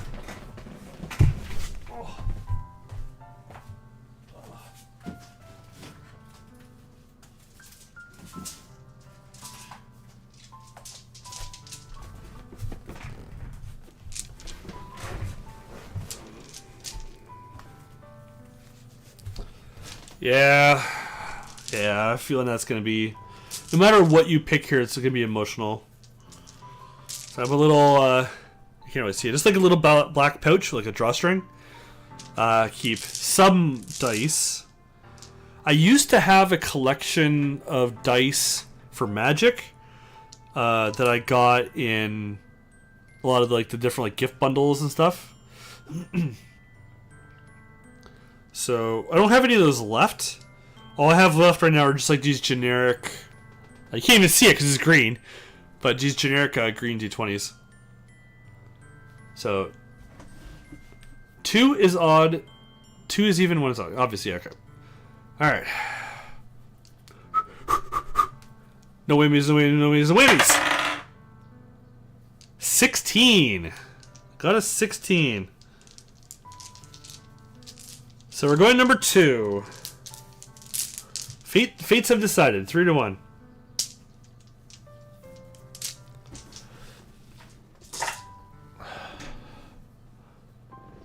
You still haven't beat Baldur's Gate 3? Holy crap, dude. You started playing that, what, September? August? Or something stupid like that? Holy crap. Damn, man. Alright, so we're going to number 2. Always be my dearest friend. What you need most is for things to be like they've always been. Monica told me the truth. She told me how much happier you seemed after I joined the club. I know you're struggling with some really difficult feelings right now. But please tell me that I know what's best and that what will make you happy in the end. I promise I'll help get things back to the way we were before. I see. Suri faces a smile through an incredibly pained expression. Is this what it feels like to get stabbed in the chest? I should write a poem about this. Suri? It's okay. It is just my punishment, remember? For being so selfish. So please don't worry about these stupid feelings. I know you're right. I knew this whole time that there's no happiness down that path. That's why I came here. Just so I can get the answer I needed to hear. And the other thing. You're also right that I just want it to go back to the way it was. I realize that now. You really do know me better than anyone, Steven. I'll trust you with anything. Anything at all. So... Her smile finally breaks. All of a sudden, she turns around and drops to her knees. Ah! I'm not going to scream. Clutching her head with both hands, she screams as loudly as she can. I'm so shocked I didn't know how to react. She looks over her shoulder and flashes me one more weak smile before turning around and running off. Sayuri! I'm left helplessly standing in front of my house. Why am I feeling so horrible about this? There's nothing more I could have done. The most I can do is support her and her feelings and help her on her path. That's all. That's right. I'm having oh my god. I'm having as much trouble understanding her feelings as she is. Even though I can comfort her, I keep wondering if I should be doing something more or something different. I know these thoughts will continue to plague me until things are back the way they were. I'm going to give it everything I've got. She'll always be my dearest friend. I'll do whatever it takes to put a smile on her face every day. Aw. Yeah, she likes you way more than you like her, since we made that choice. So I'm assuming now that I made the dearest friend option, her path is closed. Now. Because that's like your chance. So basically we're committed to Yuri at this point. Almost entirely. Because Natsuki basically hates us at this point. Yeah, I'm going to say the other one's neutral with us. Today the festival. Of all days, I expect this to be one where I'd be walking to school with her. But Sayuri isn't answering her phone. I considered going to her house to wake her up, but decided that's a little too much. Meanwhile, the preparations for the event should be nearly complete. The banner Yuri and I painted is dry, and I gently rolled it up to take with me. She sent me a pleasant text reminding me not to forget anything, and I reassured her. Funnily enough, I probably feel the same way as Natsuki about the event. I'm more excited for it to be over so I can spend time with Sayuri and Yuri at the festival. But knowing Monica, I'm sure the event will be great too. Steven! You're the first one here. Thanks for being early. That's funny. I thought at least Yuri would be here by now. Monica's placing little booklets on each of the desks in the classroom. They must be the ones she prepared to have all the poems we're performing. In the end, I found a random poem online that I thought Monica would like, and submitted it. So that's the one I'll be performing. I'm surprised you didn't bring Sayuri with you. Yeah, she overslept again. A dummy. You'd think that on days this important she'd try a little harder. I say that, but I suddenly remember what she told me yesterday. I suddenly feel awful, knowing that it's not nearly that simple for her. I only said it because it's the way I'm used to thinking. But maybe I should have gone and woken her up after all. You should take a little responsibility for her. I mean, especially after your exchange with her yesterday. You kind of left her hanging this morning, you know? Exchange? Monica, you know about that? Of course I do. I'm the club president after all. Yeah, but it doesn't make you psychic. I stammer, embarrassed. Did she tell you? No, did she really tell her about it that quickly? About how I basically turned down her confession? That makes me seem really like the bad guy here. But I'm the one who knows what's best for her, right? Jeez. You don't know the full story at all, so... Don't worry. I probably know a lot more than you think. Uh-huh. Girls do talk, right? But so do guys, just done in a different way. Oh, judging by these conversations... Sorry, get some water. I'm sure that Sayuri confessed to her everything and have talked about it in detail.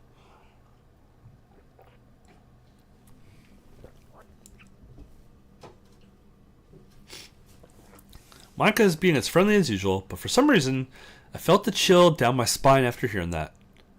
Hey, do you want to check out the pamphlets? They came out really nice. Yeah, sure. I grabbed one of the pamphlets laid out on the desks. Oh yeah, they really did. Something like this will definitely help people take the club more seriously. Yeah, I thought so too. Flip through the pages. Each member's poem is neatly printed on its own page, giving it an almost professional feel.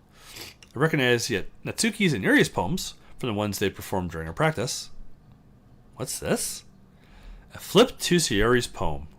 It's different from the one she practiced. It's one that I haven't read before. Oh no. Okay. Well, yep. I'm not going to read all that, obviously. Get out of my head. Oh. Oh, then now I have to go back. Hold on. Can I go back? Oh, I can go back. I didn't actually mean to click there. Balls. Well, she's broken. Let's just say that. Ugh. This poor girl.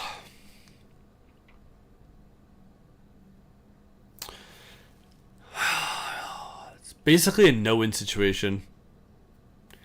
When you're best friends with someone of the opposite sex, and one of the two of you gets feelings,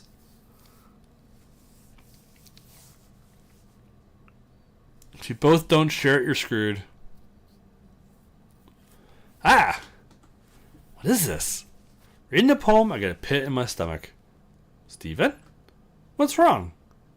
Nothing? This poem feels completely different from everything else she's written. More than that. I changed my mind. I'm going to get Sayori, so... well, alright. Try not to take too long, okay? I quickly leave the classroom. Don't strain yourself. She calls that out after me. I quicken my pace.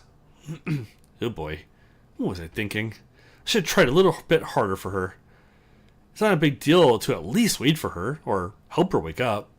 Even a simple gesture of walking her to school makes her really happy. Besides, I told her yesterday that things will be the same as they've always been.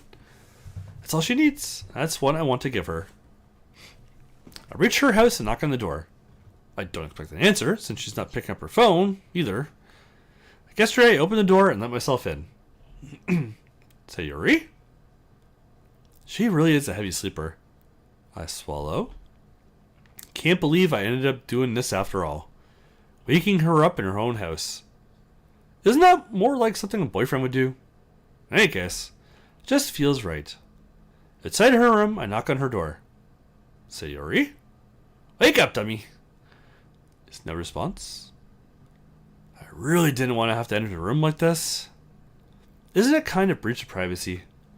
But she really leaves me no choice. I gently open the door. Oh, fuck.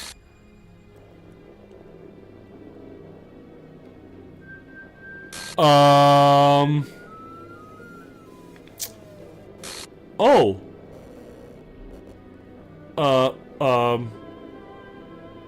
Exception has occurred. Bad timing for that. What the hell? What the hell? Is this a nightmare? It has to be. This isn't real. There's no way this could be real. Siri wouldn't do this. Everything was normal up till a few days ago. So I can't believe what my eyes are showing me. That wasn't going to happen anyways, Carson. I suppressed the urge to vomit. Just yesterday, I told her I would be there for her. Okay, first of all, this music is not a great choice. I told her I know what's best, and that everything will be okay. Then why? Why would she do this? How could I be so helpless? What did I do wrong? Turning down her confession? It has to have been what pushed her over the edge. Her agonized scream still echoes in my ears. Why did I do that to her when she needed me the most? Why was I so selfish? This is my fault! My swarming thoughts keep telling me everything I could have done to prevent this. But if I just spent more time with her, walked her to school, and gave her what I know she wanted out of our relationship, then I could have prevented this. I know I could have prevented this. Screw the literature club. Screw the festival. I just lost my best friend. Someone I grew up with. She's gone forever now. Nothing I do can bring her back. This isn't some game where I can reset and try something different. I had only one chance, and I wasn't careful enough. And now I'll carry this guilt with me until I die. Nothing in my life is worth more than hers. But I still couldn't do what she needed from me. And now, I can never take it back. Never. Never. Never. Never. Never. Holy fuck. And... What?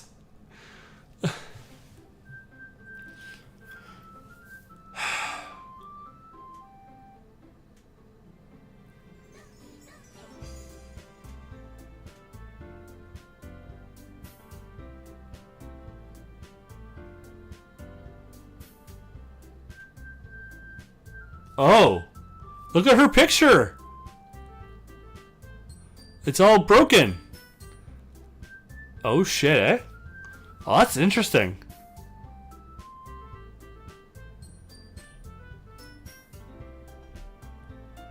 Because we got that ending with her specifically, it breaks up her image.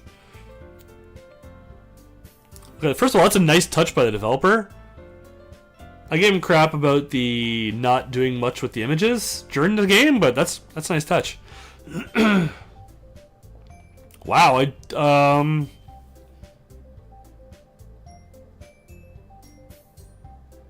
I don't even know what to say to that.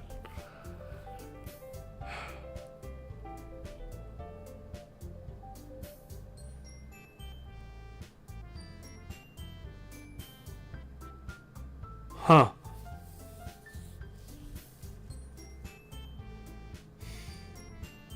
Was not expecting that end there. Huh. That is more surprising than the end of Eternum.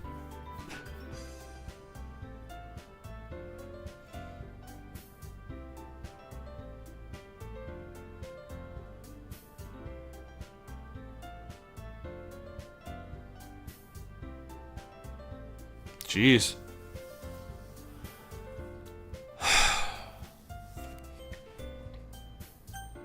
What is, this is all jumbled.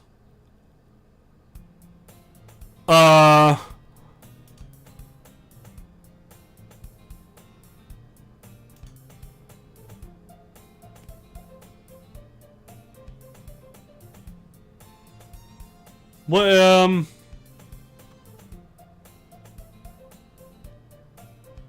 yeah, no, Eternimus not coming.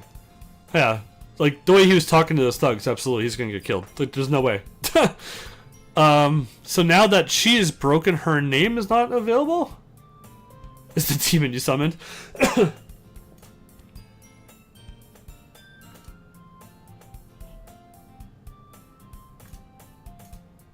Interesting. So, to start a new one... Oh, Lord.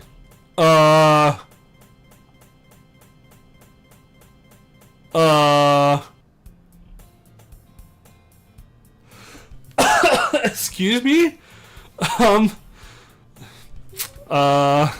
That's weird.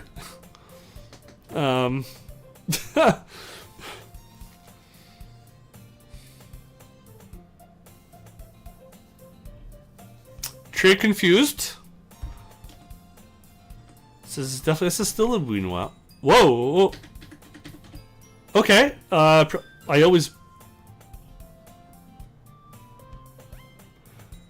skipped through those first few boxes because it was the exact same, but I didn't mean to skip over the last one. He always walks by himself?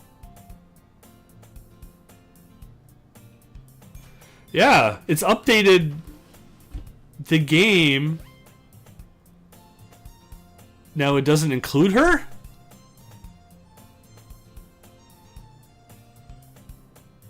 Huh. And she's the reason why you joined the club, so if she's not, Huh. Interesting. Let's keep going, see what happens, right? I always tell myself it's about time I meet some girls or something like that.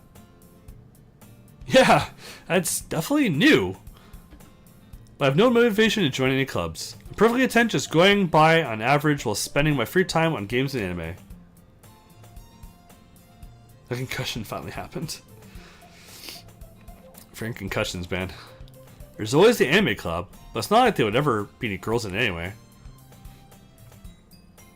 So, basically New Game Plus and Accept Now series removed because we broke her. Huh. The school day is ordinary as ever, and it's over before I know it. After I pack up my things, I stare blankly at the wall looking for an ounce of motivation. Clubs. There really aren't any that interest me. Besides, most of them would probably be way too demanding for me to deal with. I guess I have no choice but to start with the anime club. Steven? Oh, Jesus. Monica? Oh my goodness, I totally didn't expect to see you here. It's been a while, right? Ah. Yeah, it has. Monica smiles sweetly. We don't know each other well. Oh, we do know each other well. We rarely talked, but we were in the same class last year. Monica was probably the most popular girl in class. Smart, beautiful, athletic. Yeah. I wonder if... I'm sure we'll find out. Because there was like, what? Wasn't there not an option for new game? But this is like, the jumbled text is like New Game Plus, where you continuously go through the story over and over again.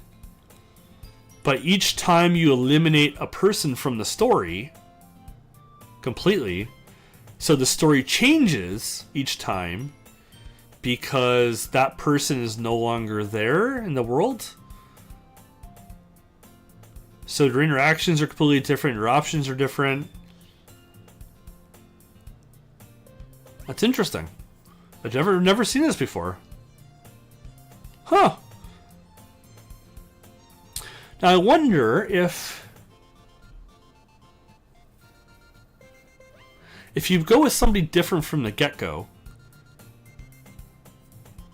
like let's just say if I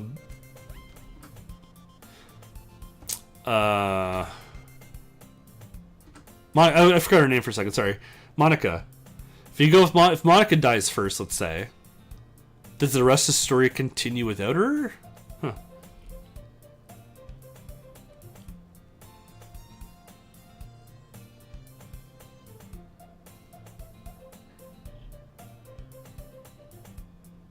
Oh, that's interesting. That makes sense for Ripples. That's a good game to implement it in, with all the time travel. I can't wait for that update to come out. I'm looking forward to that one. Oh, let's just get through this, see what happens, right? Well, I've just been looking for some supplies used for my club. Do you know if there's any construction paper in here? Or markers? Guess you could check the closet. You're in a debate club, right? About that. I actually quit the debate club. Really? You quit? Yeah. To be honest, I can't stand all the politics around the major clubs. It feels like nothing but arguing about the budget and publicity and how to prepare for events. I'm not sure to take something I personally enjoy and make something special out of it. In that case, what club did you decide to join? Actually, I'm starting a new one. A literature club. Literature? That sounds kind of dull. How many members do you have so far? It's kind of embarrassing. There are only 3 of us so far. It's really hard to find new members for something that sounds so boring. Well, I can see that. But it's really not boring at all, you know? Literature can be anything. Reading, writing, poetry. I mean, one of my members even keeps her manga collection in the club room. Wait, really? Yeah, it's funny, right? She always insists that manga is literature too. I mean, she's not wrong, I guess. And besides, a member is a member, right? Did Monica say she? Huh. Hey, Steven? By any chance, are you still looking for a club to join? I mean, I guess so, but in that case, is there any chance you would do me a big favor? I won't ask you to join, but if you could at the very least visit my club, it would make me really happy. Please. Well, I guess I have no reason to refuse. Besides, how could I ever refuse someone like Monica? Sure, I guess I could check it out.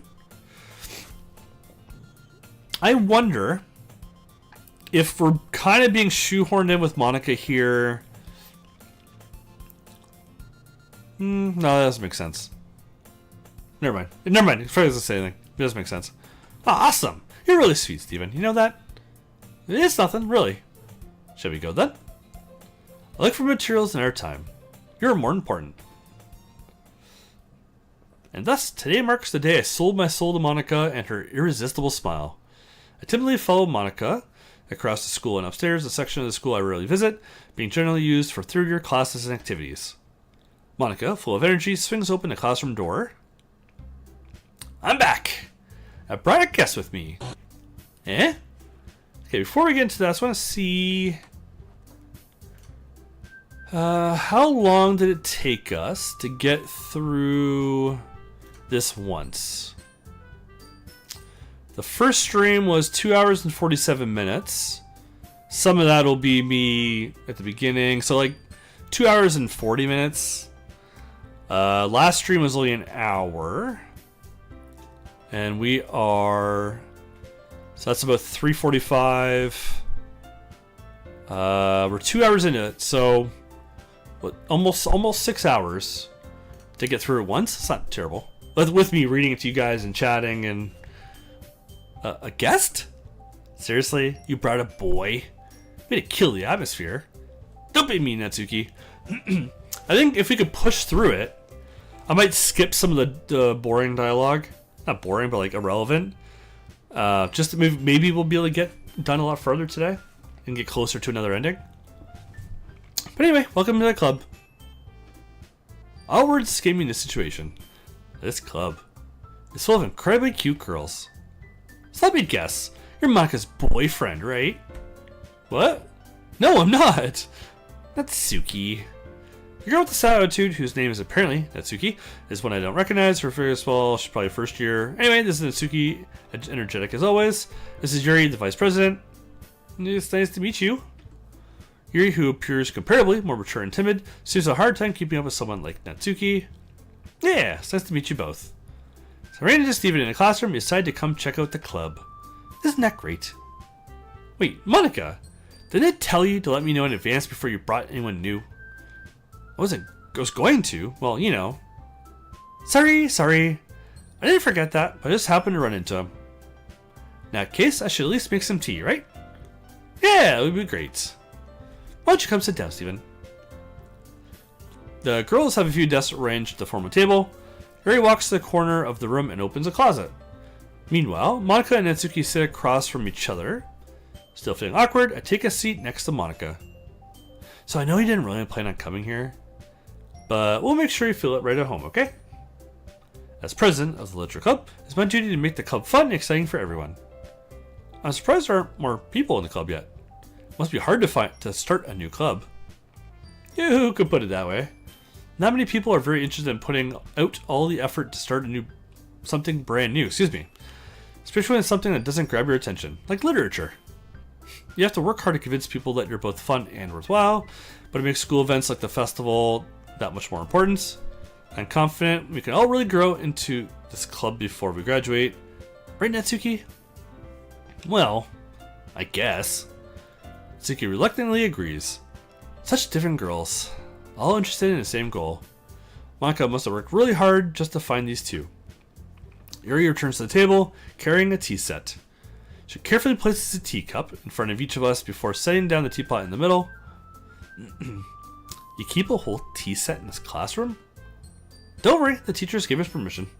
After all, doesn't a hot cup of tea help you enjoy a good book? Well, I guess. Don't get yourself intimidated. Yuri's just trying to impress you. That's not... Insulted, Yuri looks away. I meant that, I believe you. Well, the tea and reading might be a pastime for me, but I at least enjoy some tea. I'm glad. Yuri faintly smiles to herself in relief. So, Steven, what kind of things do you like to read? Well, considering how little I've read these past few years, I really didn't have a good way of answering that. Manga? I mutter quietly to myself, half joking. Natsuki's head suddenly perks up. Looks like she wants to say something, but she keeps quiet. Not much of a reader, I guess. Well, that can change. What am I saying? I spoke without thinking after seeing Yuri's sad smile. Anyway, what about you, Yuri? Well, let's see. She traces the room for her teacup with her finger. My favorites are usually novels that build deep and complex fantasy words. The level of creativity and craftsmanship behind them is amazing to me, and telling a good story in such a foreign world is equally impressive. Yuri goes on, clearly passionate about her reading. She seems so reserved and timid since the moment I walked in, but it's obvious by the way her eyes light up that she finds comfort in the world of books, not people. But you know, I like a lot of things. Stories with deep psychological elements usually immerse me as well. Isn't it amazing how rare can deliberately take advantage of your own lack of imagination to completely throw you through a loop? Anyway, I've been reading a lot about horror lately. Okay, so... Chat.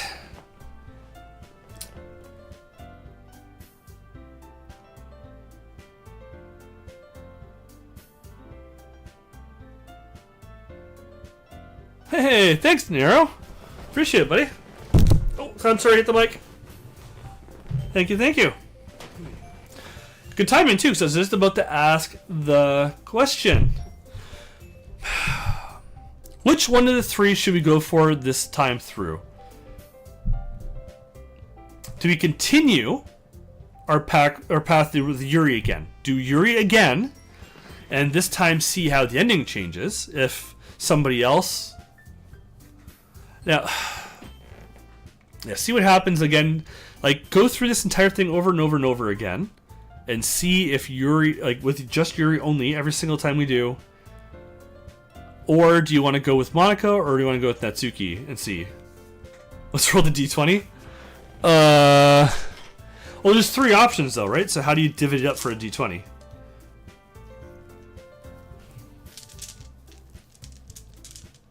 I gotta find it now. There it is. So how do you split it?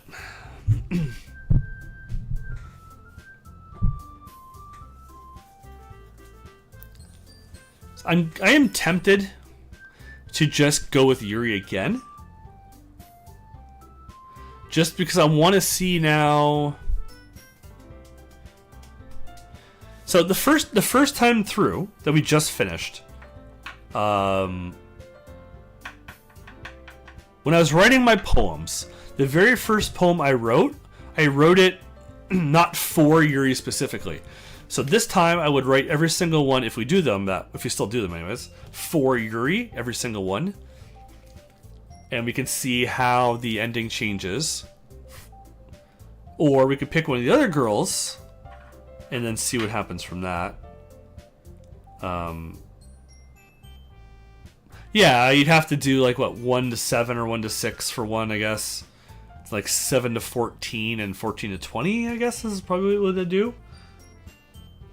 1 to 6, 7 to 14. No, 7 to 13.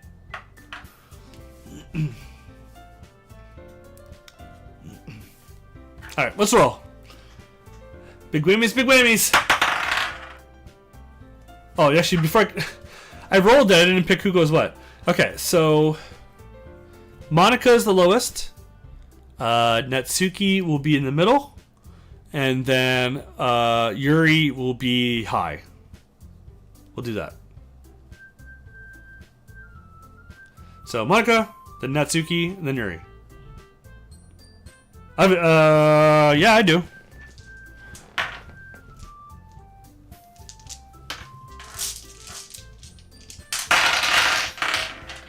What's this? I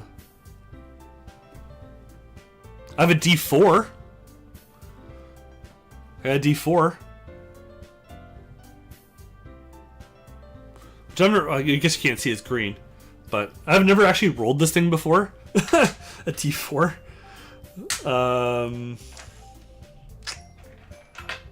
What's this one? 8.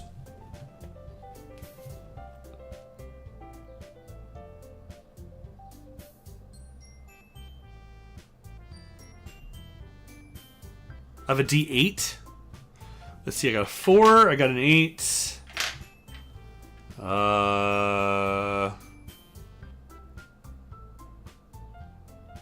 I'd have a 9. 8. I don't know if these random numbers. A 9. Let's see. You are another 9. A 20. I have a 12. So 12. Yeah, we'll use the 12. I'll do a 12.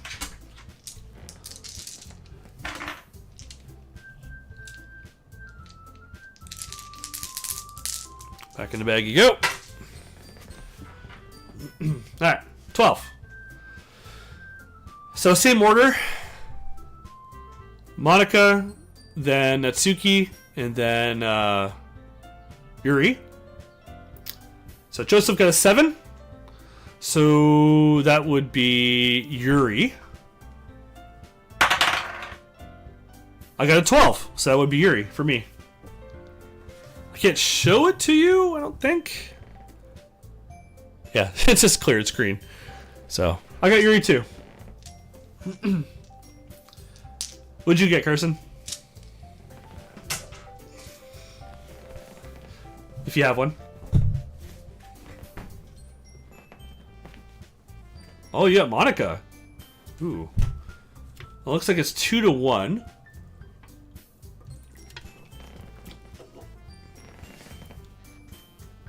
Yeah, okay.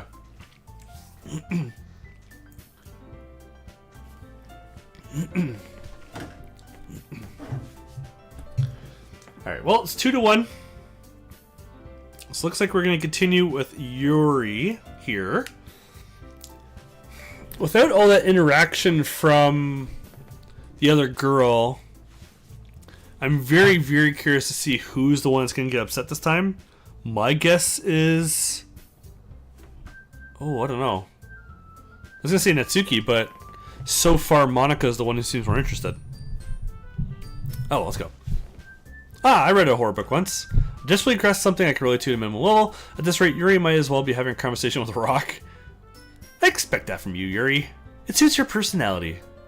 Oh, is that so?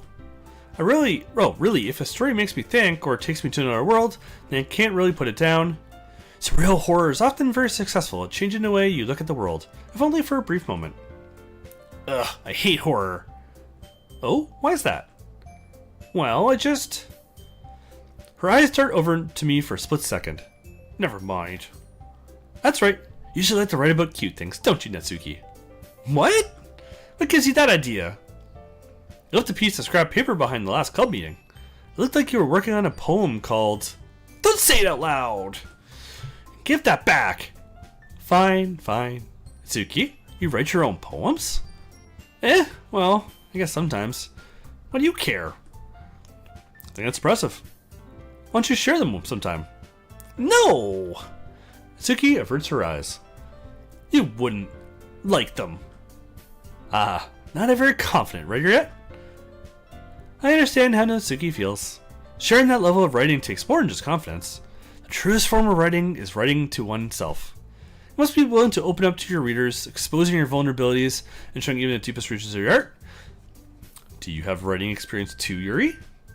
Maybe if you share some of your work, you could set an example and help Natsuki feel comfortable enough to share hers. I guess it's the same for Yuri. He'll sit in silence for a moment. Hey, I just got an idea. How about this? Natsuki and Yuri look quizzically at Monica. Let's go home and write a poem of our own. The next time we meet, we won't show it yet. So we'll skip through some of this because we know it's the same. We just read it from the last stream. So I do want to get through this a little bit faster till... So this is all the same conversations as the first time. If you did miss some of the dialogue, you can rewatch the first stream. First two. It's not that long. It's only... What did I say? Just under 3 hours? It's under 4 hours. Do you agree as well, Steven? Hold on, still one problem. And what's that? Now we reached the most important topic. I believe come forth with what's been on my mind the entire time. I never said I would join this club. Monica may have convinced me to stop by, but I never made any decision. I still have other clubs to look at, and I lose my train of thought. All 3 girls start to get back at me with dejected eyes. But I'm sorry, I thought... Girls exchanging glances. Guess I need to tell you the truth, Steven. The thing is, we don't have enough members yet to form an official club. We need 4. I've been trying really, really hard to find new members. If we don't find one more before the festival, I'm defenseless against these girls. How am I supposed to make a clear decision when it's like this? I would feel terrible for letting everyone down in this situation. Besides, the club itself seems pretty relaxed. So if writing poems is the price I need to pay in order to spend every day with these beautiful girls, Right. Okay, I've decided then. I'll join the literature club. One by one, the girl's eyes light up. Oh my goodness, really? Do you really mean that, Steven? Yeah. It could be fun, right? Blah, blah, blah. Really scared me, it's all the same. Blah, blah, blah, blah, blah. Let's skip through some of this just because. Everyone remembers tonight's assignment. Write a poem to bring the next one meeting so we can all share. Monica looks over at me once more. Steven, I look forward to seeing how you express yourself. Hee hee. Yeah. So, by these initial reactions, there's already a huge difference. Our it's been very Monica focused, and there's no cupcakes, first of all. There is, Natsuki doesn't seem as interested from the get-go. Like the first time, in the very beginning we went through it, she made the cupcakes, and she was a little, not skittish, it's kind of the wrong word, but I was going to think of. She seemed to be more nervous or anxious or something about us being there, and seemed like she had more interest. And now this time, she doesn't, it's not as strong feeling, it looks like. But Monica has really stepped up instead to kind of replace that energy that she'd gone down. Can't really impress her with my mediocre writing skills. I already feel anxieties welling up inside me. Meanwhile, the girls continue to chit-chat as Yuri cleans up tea set. I guess I'll be on my way then. You okay? I'll see you tomorrow then. I can't wait. With that, I depart to the club room to make my way home. The whole way, my mind wanders back and forth between the three girls. Tsuki, Yuri, and of course Monica. Will I really be happy spending every day after school in the literature club? Perhaps I'll have the chance to get closer to one of these girls. Alright. I just need to make the most of my circumstances. I'm sure good fortune will find me. I guess I'll start with writing a poem tonight. So, unlike the first time, you have unlocked a special poem. Would you like to read it? Ooh, yeah. A joke. A man walked into a club. In a club, there was a girl who liked him very much. They spent some time together, and then she liked him even more. One day, the girl realized she was in love with him. Before a disaster could happen, a third party intervened with her programming. Suddenly, the girl hated herself for being in love. This contradiction caused the script to derail. The universe started to collapse, and she killed herself just in time. Oh no! Oh. Oh.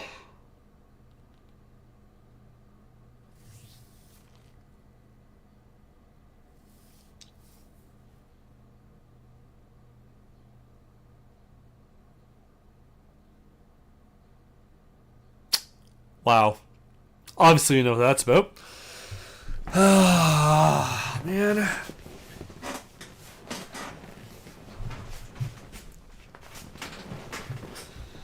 Oh.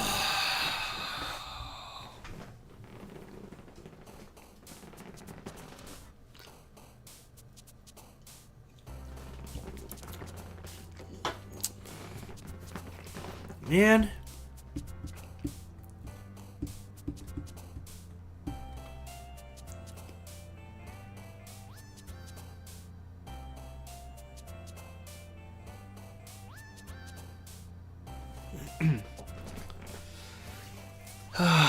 Alright, so we're gonna do the Yuri path again, as decided by the roll of the dice.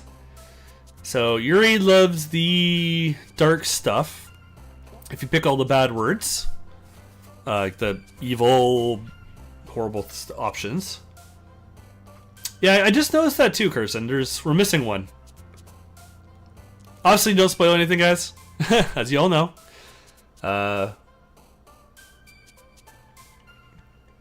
Okay, let's get through the words. So, massacre, dark. Yeah, I didn't notice the first time I did this too. It shows you who picks what. Like when you pick something. Sorry. Fear. Horror. Empty.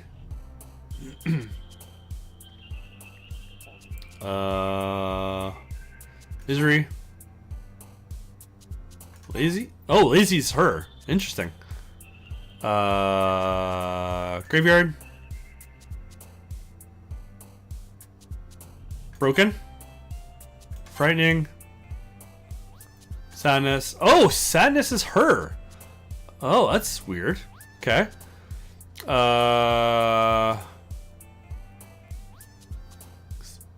Anxiety?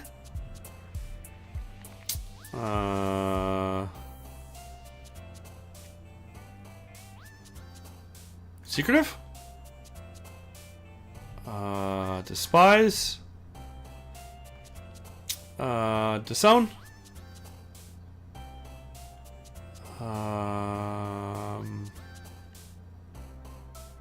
Rain Cloud? Oh, it's her too, okay. We're still pretty eerie though here. Suicide? Oh god, I should have picked that word after what you just saw. That was a bad word to pick. Misfortune? Captive? Last one. Scars. I think we only got 2 towards Natsuki there, so that's good. Hi again, Steven. Glad to see you didn't run away on us, haha. Don't worry. This might be a little strange for me. At least I keep my word. I'm back at the Literature Club. I was the last to come in, so everyone else is already hanging out. Thanks for that glitchiness is gonna get me, man. Thanks for keeping your promise, Steven. I hope this isn't too overwhelming of a commit for you. Watch this game just be a completely, just a big virus. It destroys your computer. Making you dive headfirst into literature when you're not accustomed to it. Oh god. Oh come on. Like he deserves any slack. You already had to be dragged here by Monica. I don't know if you plan to just come here or hang out or what. But if you don't take us seriously, then you won't see the end of it. Why is she in front of the dialogue box? Tsuki, you certainly have a big mouth for someone who keeps something manga collection in the classroom. Uh-huh. There it is. Tsuki finds herself stuck between saying Monica and manga. Manga is literature. So defeated, she plops back in her seat. I'm sorry, Steven. We'll make sure to put your comfort first, okay? Yuri shoots Natsuki with a disappointed glance. Anyway, now that you're in a club and all, perhaps you might have interest in picking up a book to read. Well, I can't say no either way. This is just about the book stuff. I'm just going to skip through some of this stuff because it's exactly the same as the first time. And I want to reread all of it.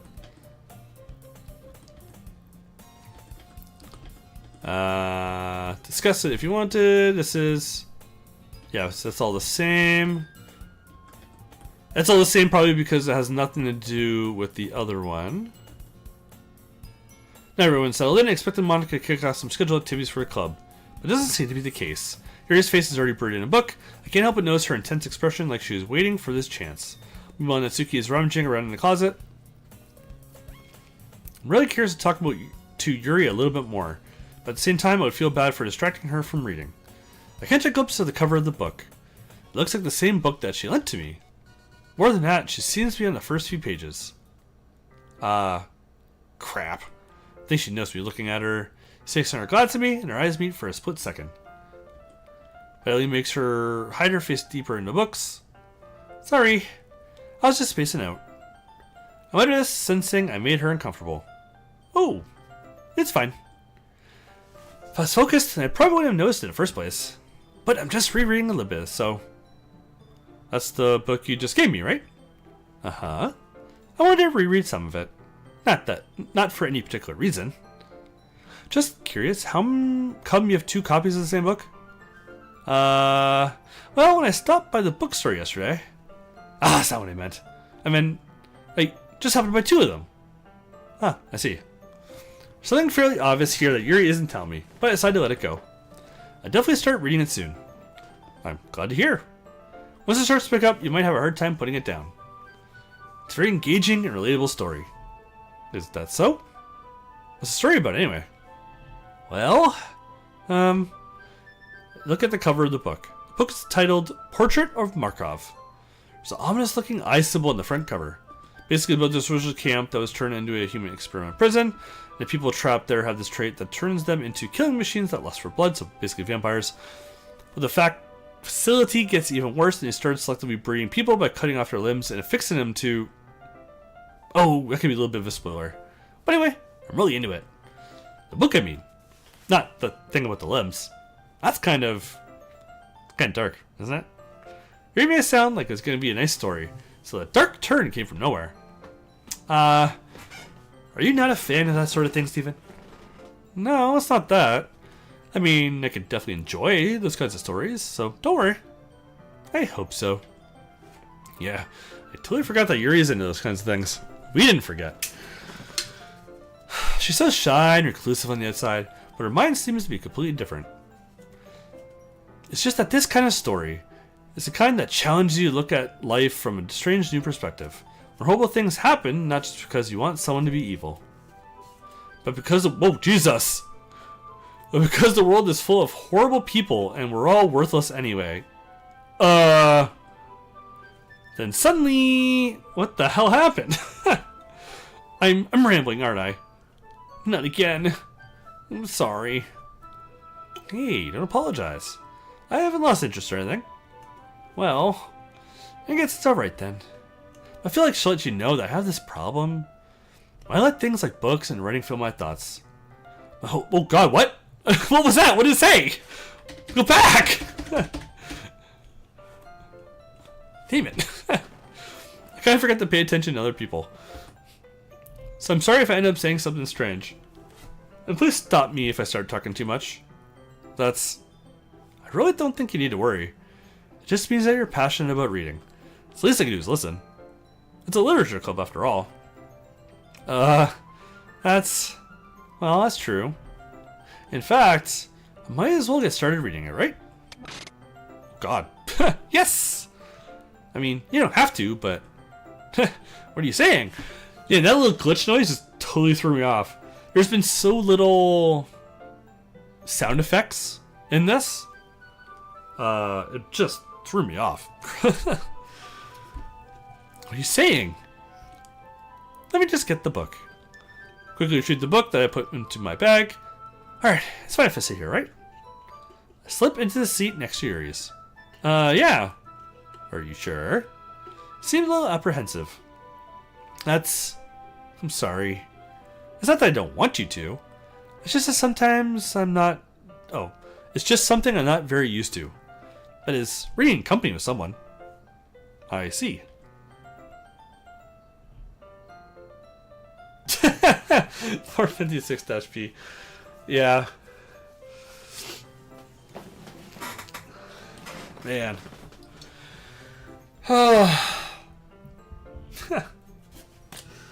This is exactly... I'm going to save my comments on the game as a whole until we're finished it. But this is what I was hoping for from this game.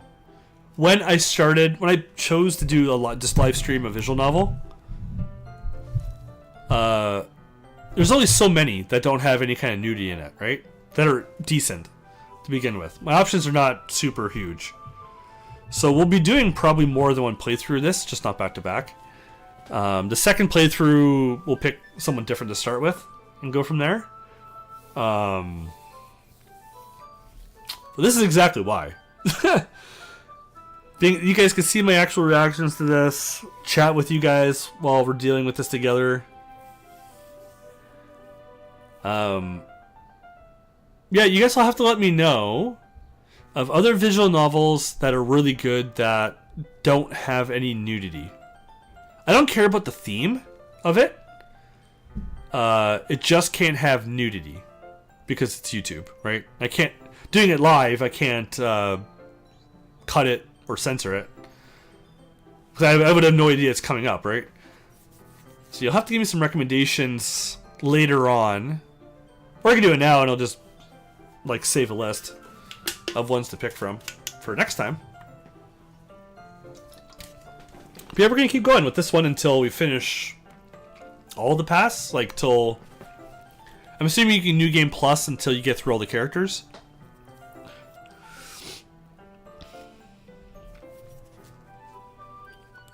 Yeah, I don't know.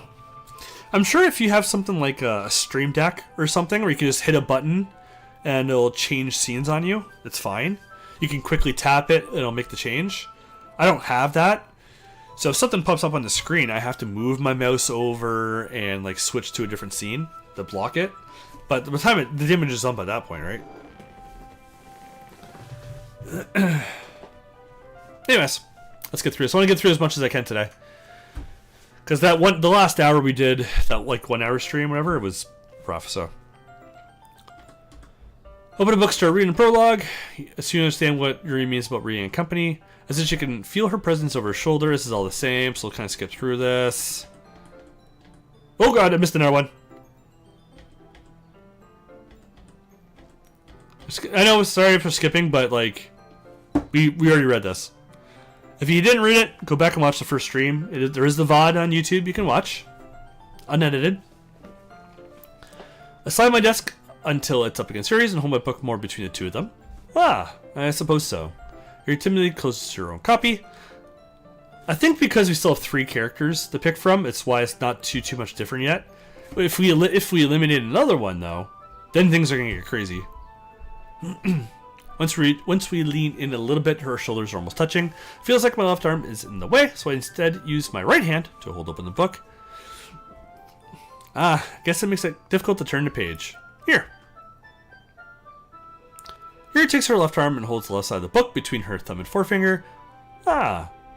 I do the same with my right arm, on the right side of the book. That way, I turn the page and Yuri slides it under her thumb, after it flips to her side. But holding it like this, we're huddled even closer together than before.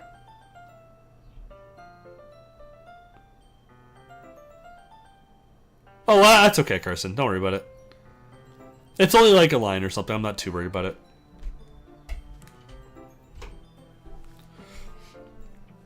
We're so early in the game, I'm not overly concerned. It's actually kind of distracting me. As if I could feel the warmth of Yuri's face and she's in the corner of my vision. Are you ready? To turn the page. Sorry, let's get a notification. Ah, sorry. I think I got a bit distracted for a second. I glance over at Yuri's face again and our eyes meet. I don't know how I'll be able to keep up with her. Excuse me. Ah, that's okay. You're not as used to reading, right? I don't mind being patient if it takes you a bit longer. It's probably the least I can do. Since you've been so patient with me. Yeah. Thanks. We continue reading. Yuri no longer asks me if I'm ready to turn the page. Instead, I just assume that she's finished the page before me, so I turn it on my own volition. We continue the first chapter in silence. Even so, turning each page almost feels like an intimate exchange. I thumb gently, letting go of the page, letting it flutter over to her side as she catches it under her own thumb. Hey, Yuri? This might be a silly thought, but the main character kind of reminds me of you a little bit. Eh? No, I don't relate to this character at all. Definitely not. Really? I was just thinking the way she second guesses things she says and all that. Huh. That's what you were thinking about? Sorry. I thought you meant something else about her. Something else? Never mind. We didn't even get that far yet. So I don't know where that came into my head.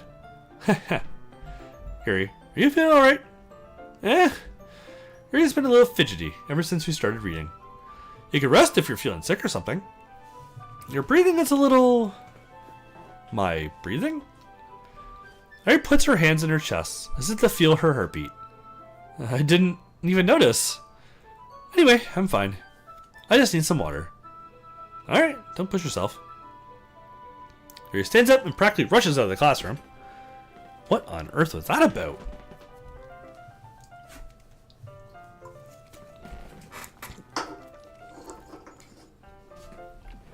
Steven?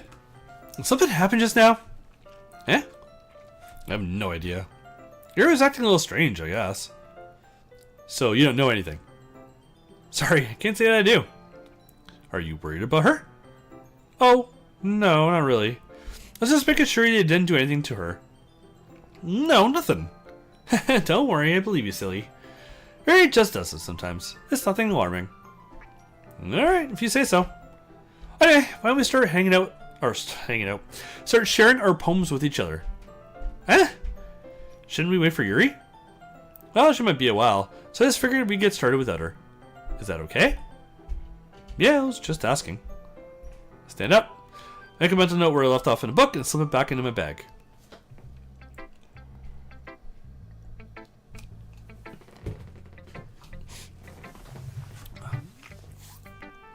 Who should I show my poem to first? We're going to do Monica with a K. Yesterday she seemed eager to read my poem, and I want her to know I'm putting in effort. Even though we wrote it for Yuri. Hi, Steven! Having a good time so far? Ah, yeah. Good, glad to hear it. Oh, yeah, I just realized they never did tell us what people like.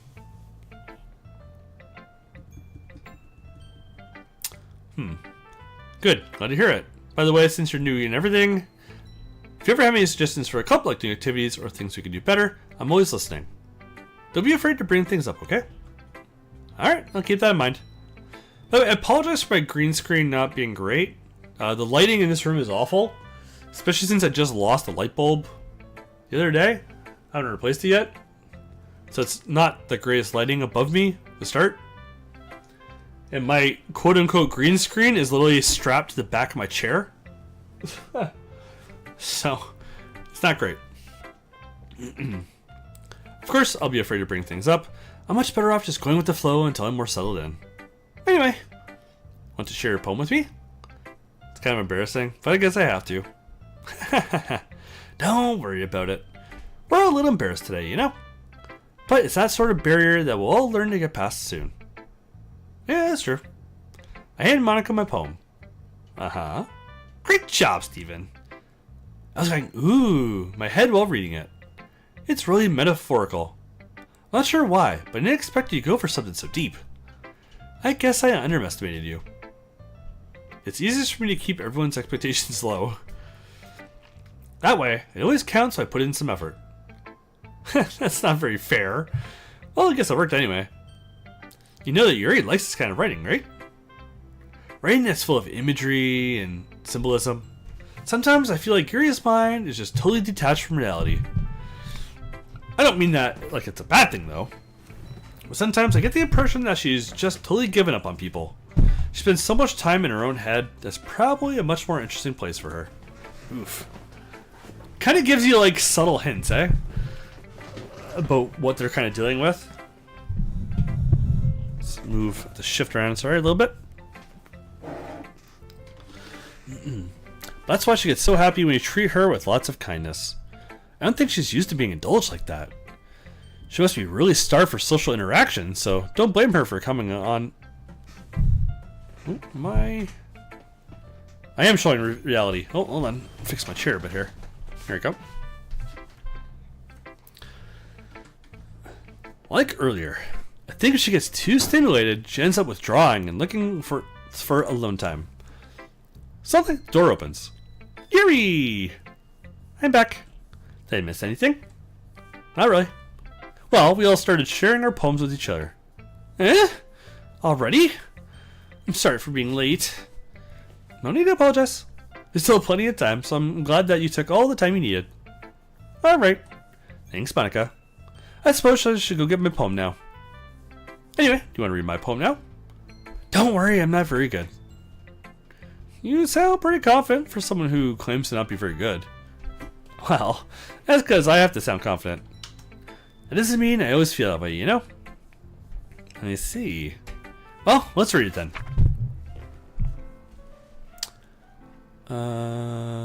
Is this the same as before? Hole in wall, but he wasn't looking at me. Confused, I frantically glanced at my surroundings, but my burned eyes could no longer see color. Are there others in this room? Are they talking? Or are they simply poems on flat sheets of paper? The sound of frantic scrawling playing tricks on my ears? The room begins to crinkle, closing in on me. The air I breathe dissipates before it reaches my lungs. I panic. There must be a way out. It's right there. He's right there. Swallowing my fears, I brandish my pen. So, what do you think? It's very freeform, if that's what you call it. Sorry, I'm not really the right person to ask for feedback. It's okay. Yeah, that kind of style has gotten pretty popular nowadays. That is, a lot of poems have been putting emphasis on the timing between words and lines.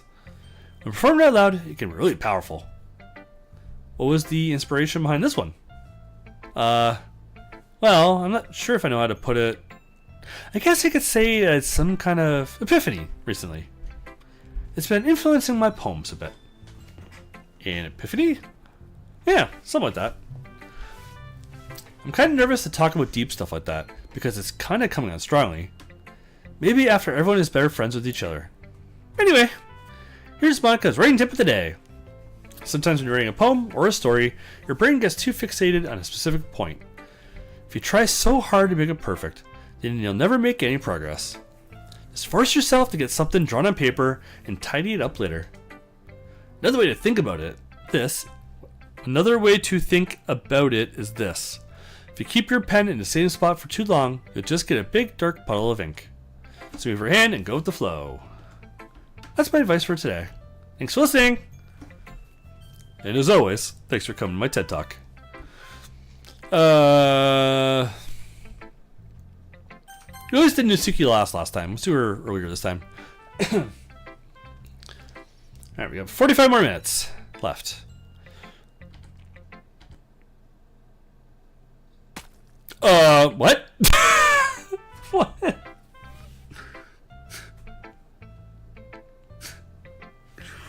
What? Why?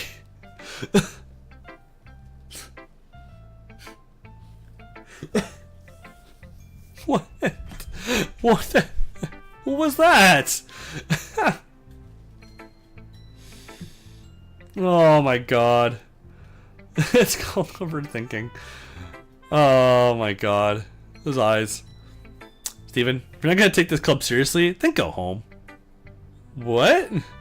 Harsh. What? You expect me to believe that you actually put effort into this? Do you think I'm stupid? I'm not a writer. Maybe it's not very good, but yeah, I put in some effort. It'll start somewhere, right? If you're still proud of the first poem you've ever written, then I'd like you to read it. Ugh. People to think about? Fine. Well, sorry. You'll get better anyway. I'd tell you what to improve, but you're better off just trying again. Fair enough. Well, to each their own, I guess. Anyway, I gotta share mine now. Yo, I guess I have to share mine now. Knowing you probably think it's stupid. So this is the same too. Eagles can fly, monkeys can climb, crickets can leap, horses can race, owls can seek, cheetahs can run, eagles can fly, people can try, but that's about it. Yeah. I told you weren't gonna like it. I like it. What? Just be honest. I am? Why are you so convinced I wouldn't like it? Well, because everyone in high school thinks that writing has to be all sophisticated and stuff. Some people don't even take my writing seriously. But isn't the point of poems for people to express themselves? Your writing style wouldn't make your message any less valid. Yes, exactly. I like when it's easy to read, but it hits you hard.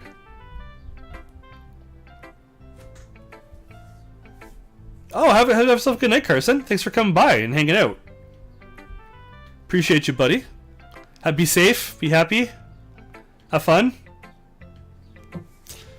Like in this poem, seeing everyone around you doing great things can be really disheartening. So I decided to write about it. Yeah, I understand. But the other nice thing about simple writing is that it puts more weight on the wordplay. Like I set up for a rhythm at the end, it made flat on purpose. It helps bring out the feeling in the last line. So you did. I guess more went into it than I realized. That's what it means to be a pro. I'm glad you learned something. Didn't expect that from the youngest one here, did ya? Yeah, guess not. I said to humor with the last comment. I really don't care how old everyone is, but if Natsuki is feeling proud, then we won't take that away from her. Alright, let's pick up Yuri. Hopefully you can make some good ground in the next 40 minutes. It's Yuri reads the poem. I notice her eyes lighten. Exceptional. Huh? What was that? Did I say that out loud? Here comes her mouth, but ends up covering her whole face. She's gonna hate me. He's gonna hate me. You really didn't do anything wrong, Yuri. Huh? I guess you're right. What am I getting so nervous for? Here takes a breath. So, what kind of writing experience do you have? Your use of imagery and metaphors indicates you've written a lot of poetry before. Really? Wow, it's a huge compliment coming from you. This is actually my first time, really. Huh. Yuri stares at me blankly and looks at my poem again. Well, I know that. I just meant, Yuri trails off, unable to find an excuse. She shoots her finger along the words in the poem as if breaking it down more thoroughly. Yeah. Okay. This is the reason I was able to tell. It's just that there's a specific writing habits that are usually typical to new writers. Oh, this is new writer nonsense. I'll skip through this. This is the same as last time. Yeah, I'm just going to skip through this really quick just because this is exactly the same. And so you can give me a little more biased. Yeah, this is where she talks about being mean to other people. Alright, let's read it. Her poem should be the same as well. Yeah. Ghost under the light. The tendrils of my hair illuminate beneath the amber glow. Bathing. It must be this one.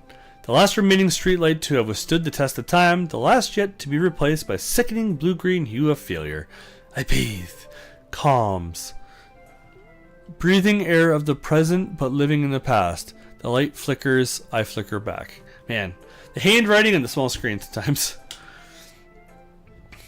I'm sorry if such terrible handwriting. What? I wasn't thinking that at all. But it took you a long time to read. Well, I just don't read script very often. I actually think your handwriting is pretty. Huh? That's a relief. Also, I like the poem. Even though it was short, it was really descriptive. It wasn't too short? I usually write longer poems. Not at all. I am really glad you liked it. I'll be honest. Since it's our first time sharing, I wanted to write something a little more mild. Something easy to digest, I suppose. Excuse me. Are you into ghosts, Yuri? Actually, the story isn't about a ghost at all, Stephen. Really? I must have totally missed the point. Well, I suppose you only did glance it over after all. But remember that poets often express their own thoughts, feelings, and experiences in their work.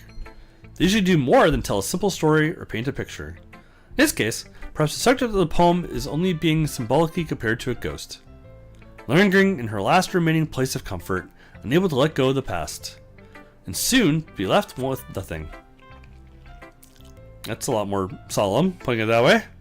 Hadn't even thought of that. That's impressive. Huh? It's nothing, really. Yours is impressive too, so... Nah. If anything, I could probably learn a thing or two from you. You think so? Yeah, of course. You know, I was really nervous about doing all this, but in the end, I enjoyed it. I'm gonna keep doing my best for you, Stephen. Me too. Phew. I guess it's everyone. That was a little more stressful than anticipated. It's as if everyone is judging me for my mediocre writing abilities. Even if they're just being nice, there's no way my poems can stand up to theirs.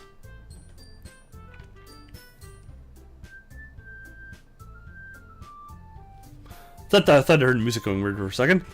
This is a literature club after all. I sigh. Guess that's what ended up being myself. Across the room, Maka is writing something in her notebook. Eyes land on Yuri and Natsuki. They gingerly exchange sheets of paper, sharing their respective poems. As they read in tandem, watch each of their expressions change. Natsuki's eyebrows furrow in frustration.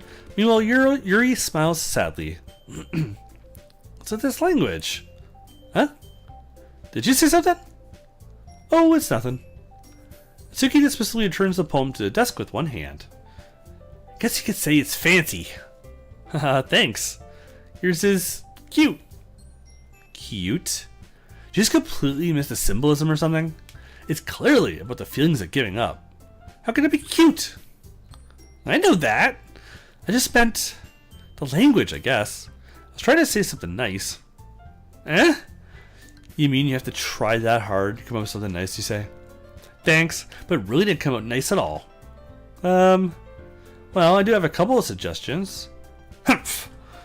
If I was looking for suggestions, I would ask someone who really actually liked it. Which people did, by the way. Monica liked it, and Steven did too.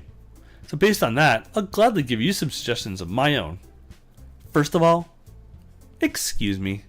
I appreciate the offer, but I spent a lot of time establishing my writing style. I don't expect to change it anytime soon. Unless, of course, I come across in something particularly inspiring. Which I haven't yet. And Steven liked my poem too, you know.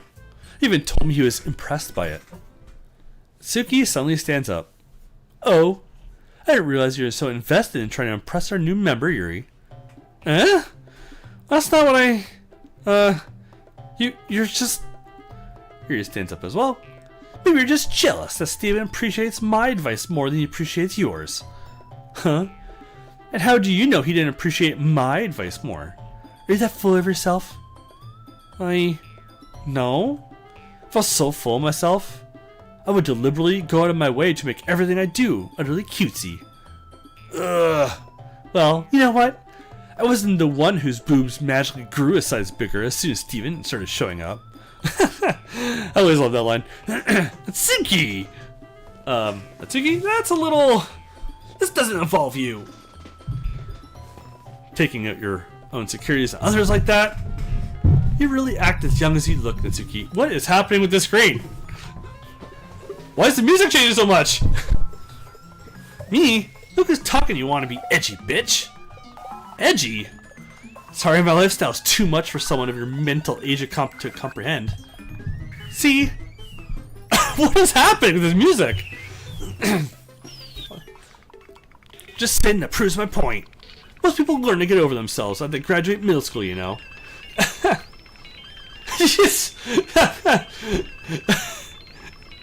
Sayori's in the chat.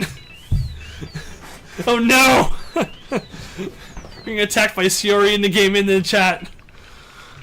If you want to prove everything, stop harassing others with your sickening attitude. You think you can counterbalance your toxic personality just by dressing cute? The only cute thing about you is how hard you try. Whoa, be careful. You might cut yourself on an edge, Yuri. Oh, my bad. You already do, don't you? Did you just accuse me of cutting myself? What the fuck is wrong with your head? Yeah, go on. Let Steven hear everything you really think. I'm sure he'll be head over heels for you after this. Ah! Suddenly Yuri turns towards me as if she just noticed I was standing here. Steven! She's trying to make me look bad. That's not true. She started it. Oh my god, what the hell? What? How am I supposed to read that? What is happening in this game? Oh my god. Oh, I need some water. It's not your fault, Sayori. Not the one in the game, the one in the chat.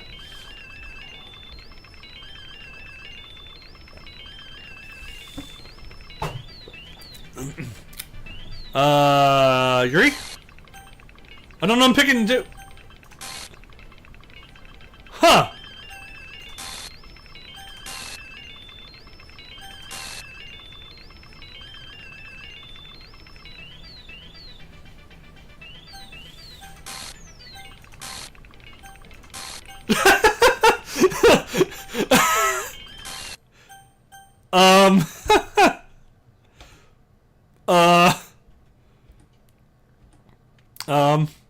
Hey, Steven.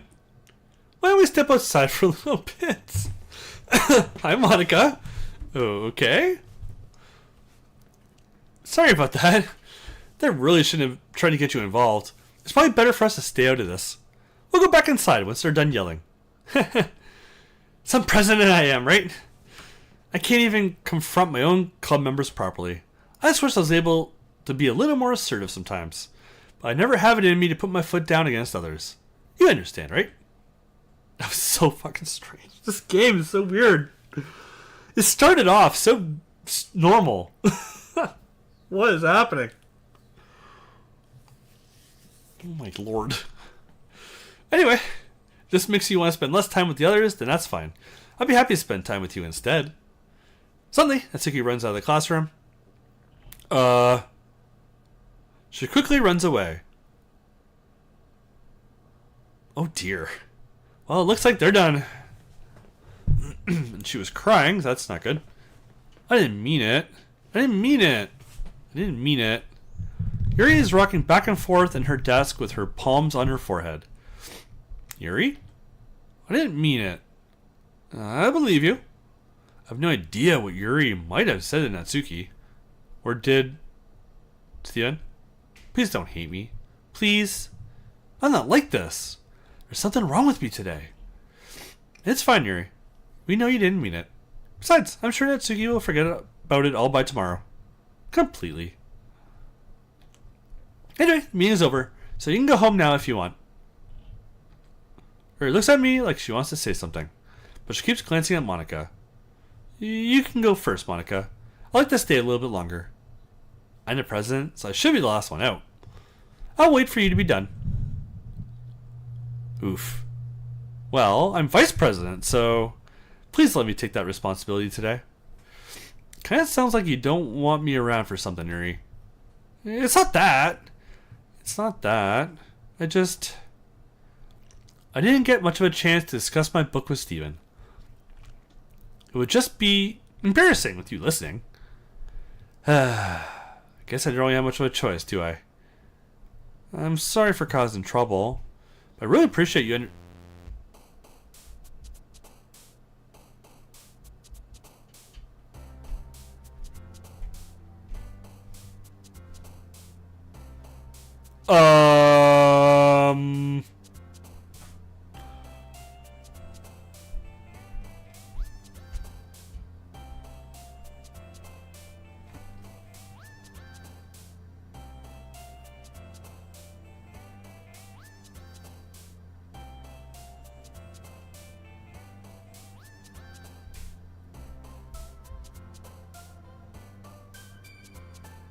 Well, this game has definitely turned interesting.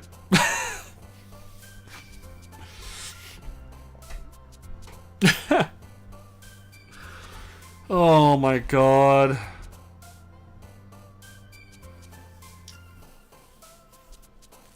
Gotta give him credit for being unique. Really do. You gotta give him credit for being unique. I've definitely never played a visual novel like this.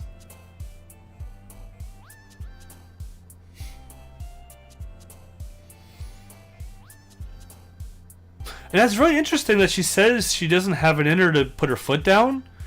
Because did she not in the first run? Like, that initial section? Pretty sure she does step in there, right? So that's changed.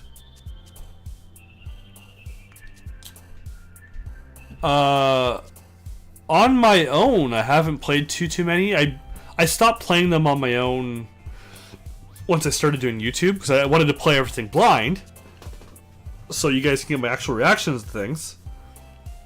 So I got tons of playlists on the channel that you can watch through if you want, and see what I've played so far.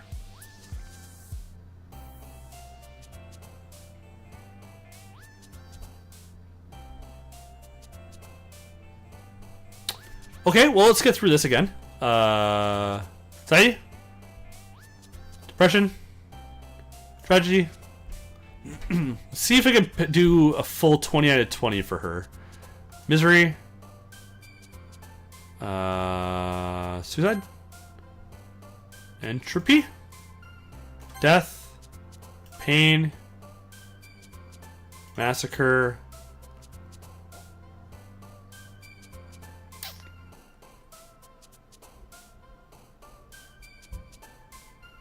Melody? Ah! Damn it.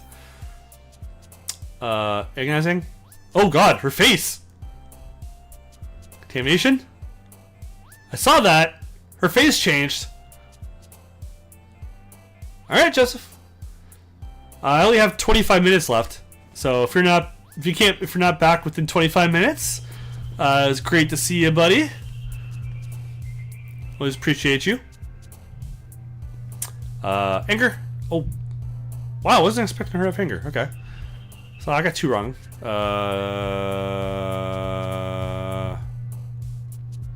Disaster. Despise. Empty. Dark. Cry. Melancholy. Grief. So 2 for the other one. 30 passes. Time for the club meeting already. I've gotten a little more comfortable here over the past couple of days. Enter the club room, the usual scene greets me. Welcome back, Steven. Hi, Yuri. Not sure it's just me, or if it's Yuri's expression, but the weight of yesterday's quarrel still hangs in the air a little bit. Yuri glances over her shoulder, looking around the room. Suki is reading manga at the desk. And surprisingly, Monica isn't here yet. Suddenly, Yuri takes my arm and pulls me to the corner of the room. Oh, about yesterday? I really need to apologize. Nothing like that has ever happened before. And something just came over me, I guess. I wasn't acting mentally sound. Please don't think we're usually like this. Not just me, but Natsuki as well. Yuri, I'm happy that you were considerate and apologized. But you don't have to worry too much. Even though I've only been here a couple days, I could tell something was off yesterday. Maybe you're just a little extra sensitive because it was our first time sharing poems. However it was, it didn't make me think any less of you. I had already decided there's no way you could be a bad person. And now that you're apologizing, I know you really didn't mean it. Steven, don't say those kinds of things so frankly. They make me a little too happy. I'm really glad that you're such an understanding person. I'm really glad that you joined this club. Everything is a little bit brighter with you around and...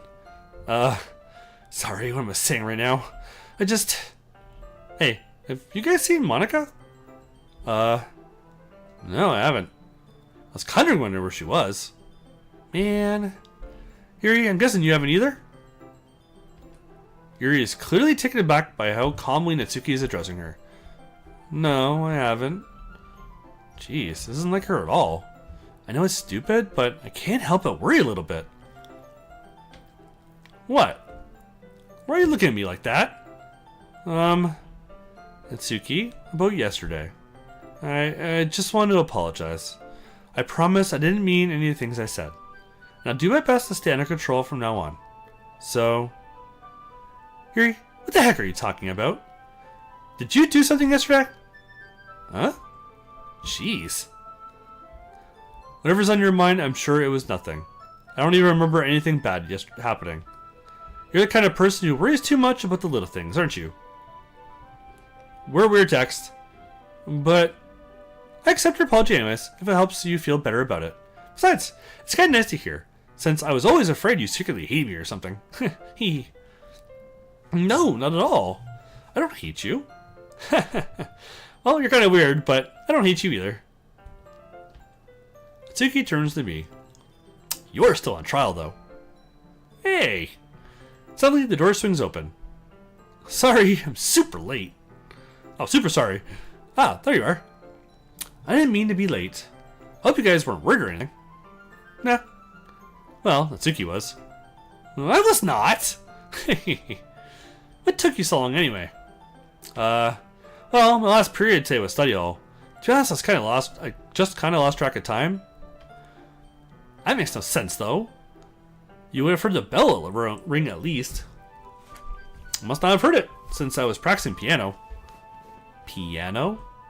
Wasn't aware you played music as well, Monica. Don't give me more credit than I deserve.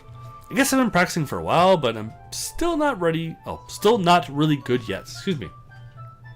Still, that must require a lot of dedication. So I'm still impressed. Well, thanks, Yuri. You should play something for us sometime. That's... Monica looks at me. Oh, I'm working on writing a song, but it's not quite done yet. Maybe, once I get a bit better, I will. That sounds good. I look forward to it. Is that so? In that case, I won't let you down, Stephen. Monica smiled sweetly. I didn't mean any pressure or anything like that. Don't worry. I was hoping I could share it with you anyway. I guess that's why I've been practicing so much recently. I see. I'm not sure if Monica was referring to a little club or just me. In that case, best of luck. Thanks. So I didn't miss anything, did I? Nah, not really. I chose not to bring up anything that the three of us talked about, besides that Suki has already run off into the closet. Steven? Since your compliments put me in a good mood, I was wondering if you'd like to spend some time together today. I mean, in the club. Yeah, definitely. I planned on it anyway. Okay. Can we start now? Let's find a place to sit. I'm being a little forceful, aren't I? I'm sorry. My heart just won't stop pounding for some reason. Don't worry about it. If anything, it's nice to see you have so much energy. Yeah. But I need to try to calm down. I won't be able to focus on reading like this. Take your time. Yuri takes a deep breath and pulls a copy of the book out of her bag. Actually, I have a request. Do you mind if I make some tea first? Not at all. Thanks very much. If there's one thing that can make my reading time here any better, it's a nice cup of tea. Not to mention for yourself as well. Yuri stands up, makes her way to the closet, and I follow and watch as she retrieves a small water pitcher from the shelf, the kind with a filter inside. Can you hold this for a second? Sure. Yuri hands me the water pitcher and also fetches an electric kettle. I'm gonna plug this in at the teacher's desk and then I'll go get some water. She walks past me and settles the kettle down on the teacher's desk. I simply watch her movements. To my surprise, the way she moves really contrasts her speaking mannerisms, especially because of her long legs. Yuri appears elegant and methodical. Okay, you have the water pitcher. Thanks, I'll be right back. I might as well walk with you. That's okay. You stay here. It won't take long. Pitcher in hand, Yuri hurries out of the classroom. Did Yuri leave you again? No, it's not like that this time. She is just filling up the water pitcher to make tea. Oh, okay. Sorry for misunderstanding. 10 minutes pass. Yuri said it wouldn't take long. Something holding her up. I'm bored just waiting here, so I decided to go look for her. Let's see. The most logical place for Yuri would be the nearest water fountain. I started heading down the hallway. Ah! Ha, ha. What's that noise? It's coming from around the corner. It sounds like breathing. Ksh. A sharp inhale. It's like someone is sucking the air through her teeth. Are they in pain? Reach the corner and peer around it. Yuri? Gah! Oh god, what the hell? Oh my lord. What the?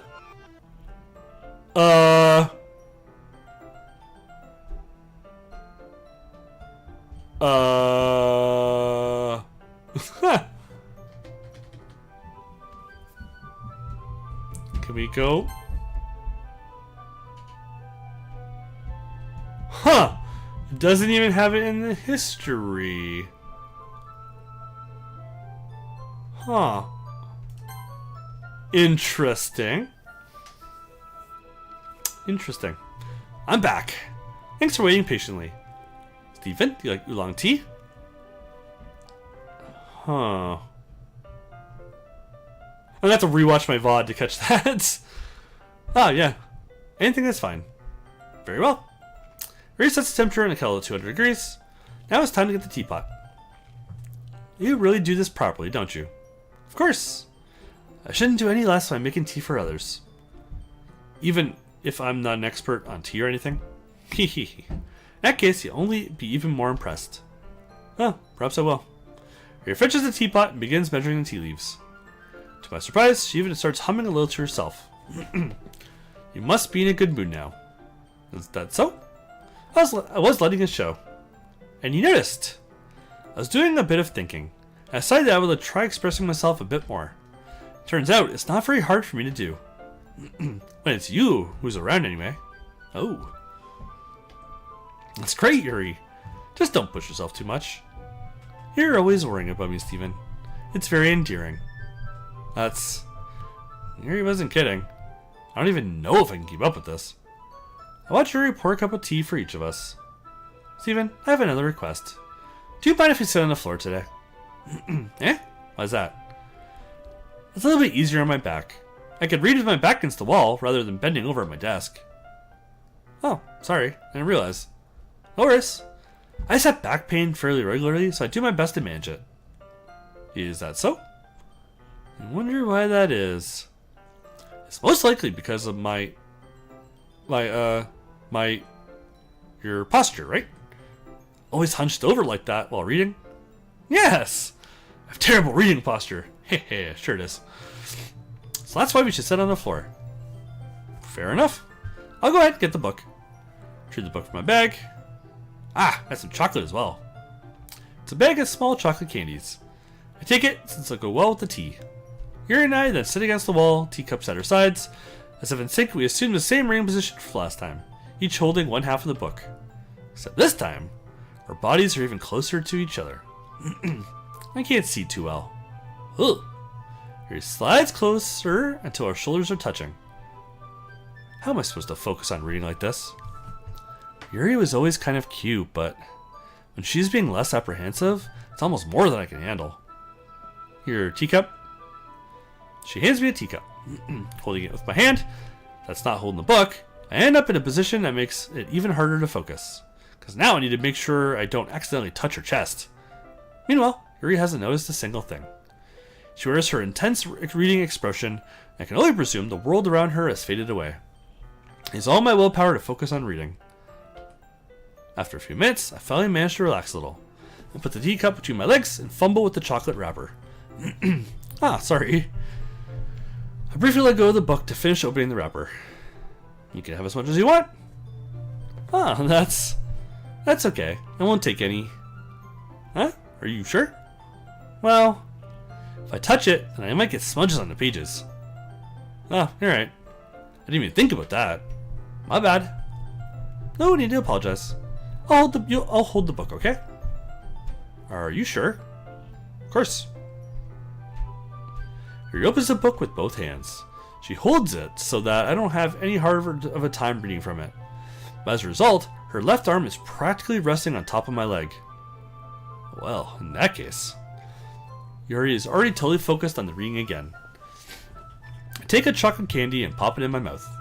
Then I take another chocolate and hold it up to Yuri. She doesn't even look away from the book.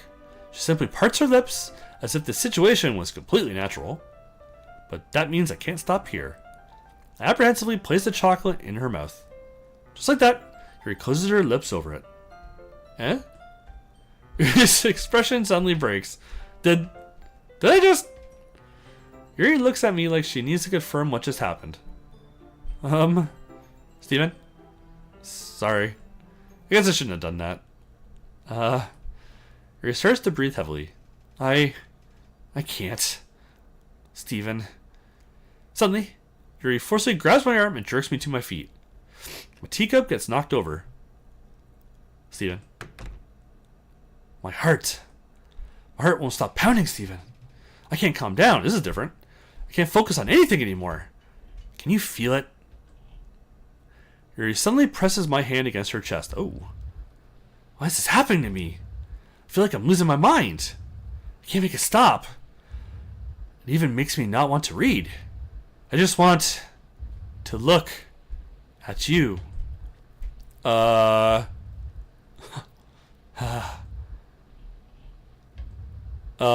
Creepy eyes.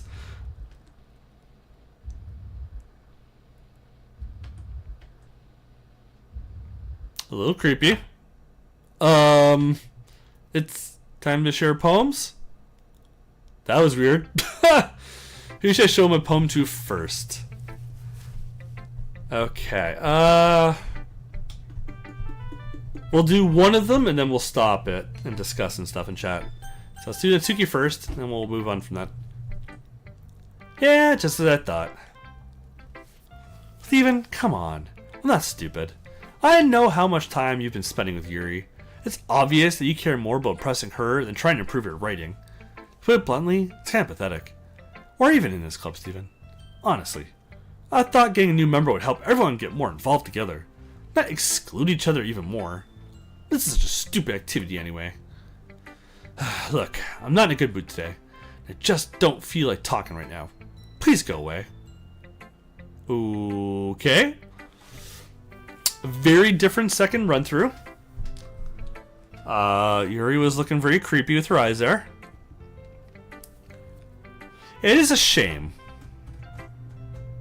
that this screen here is something that's shown so much. Like, I like the design and the look of those scenes like that. When we're just sitting there on the floor with Yuri there, that view of her from like kind of like the side profile. Just seems like that. Like, it looks nice, but it's a different view. You know, the game does get a little, what's the word I'm looking for? Stale with the background not changing very often. Like, okay, yeah, you're focusing on the story and everything, but like, you need something to change once in a while, like a little bit just more often, and more choices too. There's not a lot of choices, but holy crap! Hi, Bubble. Welcome. Jeez. It's definitely not how I was expecting this to go today. Was not expecting it to end the way it did. That was definitely surprising. And then having like a new game plus, essentially, where there's a lot of glitchiness that's built into it, and I'm still gonna have to rewatch the VOD to see what was said when we went out to try to go find her when she went to go get the water. I'm just gonna rewatch it. That's fine. And that thing with her and like, was that the closet? I think it was, where it was dark, and she's just like staring at us creepishly.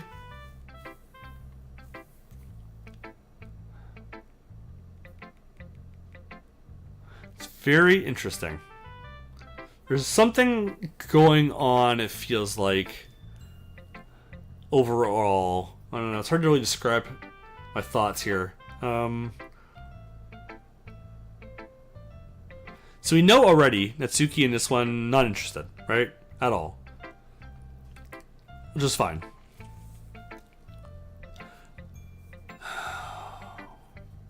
But we have Yuri and Monica who are both interested. It'll be interesting to see who does what. So, okay. What's upcoming? Tomorrow I'll be streaming again. I'm just not sure what time yet. At some time today I'll figure out what time, and I'll schedule the stream so you guys will be able to see it. Make sure you're subscribed. Hit the little notification bell so you know when everything is live and videos come up.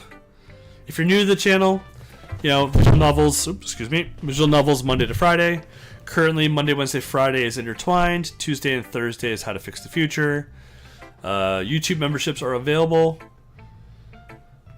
There's not much right there, like, available at the moment for it, because it just started. But it's like 1 to 2 videos a week, an exclusive Let's Play. Patreon, playing Being a Dick, uncensored, unrated, all that stuff. Lots of content there. It's spicy. If that's your kind of thing. Super chats, super likes, super stickers, all that stuff are available right now in the chat as well, if you want to support that way. If not, that's cool. Make sure to hit the thumbs up, hit the subscribe, comment, leave my playlist running in the background, engage the algorithm, all that nonsense. Yeah, tomorrow we'll stream again for probably 3 to 4 hours again. That should give us enough time to finish this run. And if there is another new game plus still after that, like it goes down to just like 2 of them, we'll start that one as well and see how glitchy that one gets. Yeah, so tomorrow I'll do it again.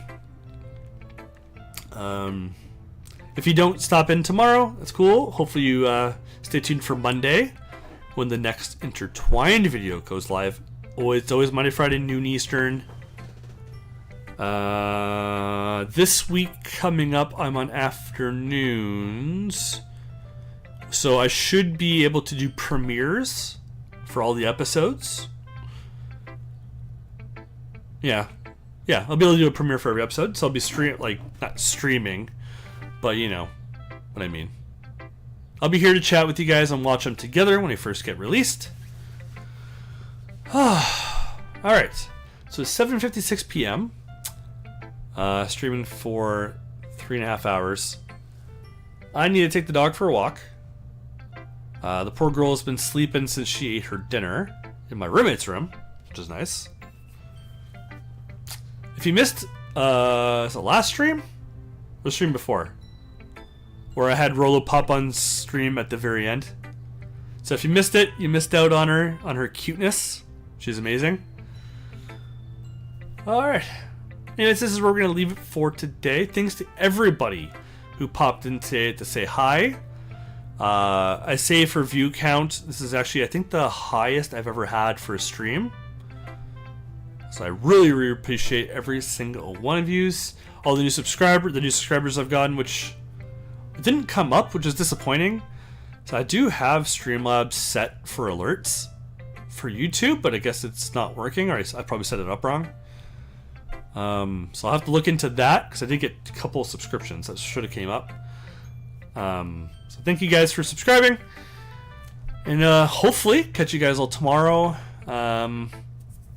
My initial thoughts probably be around noon. I'm gonna say gives me time to sleep in, gives me time to maybe go to the park with the dog. Make sure I tire her out. I'm gonna aim for 12 noon Eastern Standard Time, or daylight time, or whatever it is. Okay, thank you all again. Thank you all for watching, and catch you all in the next one.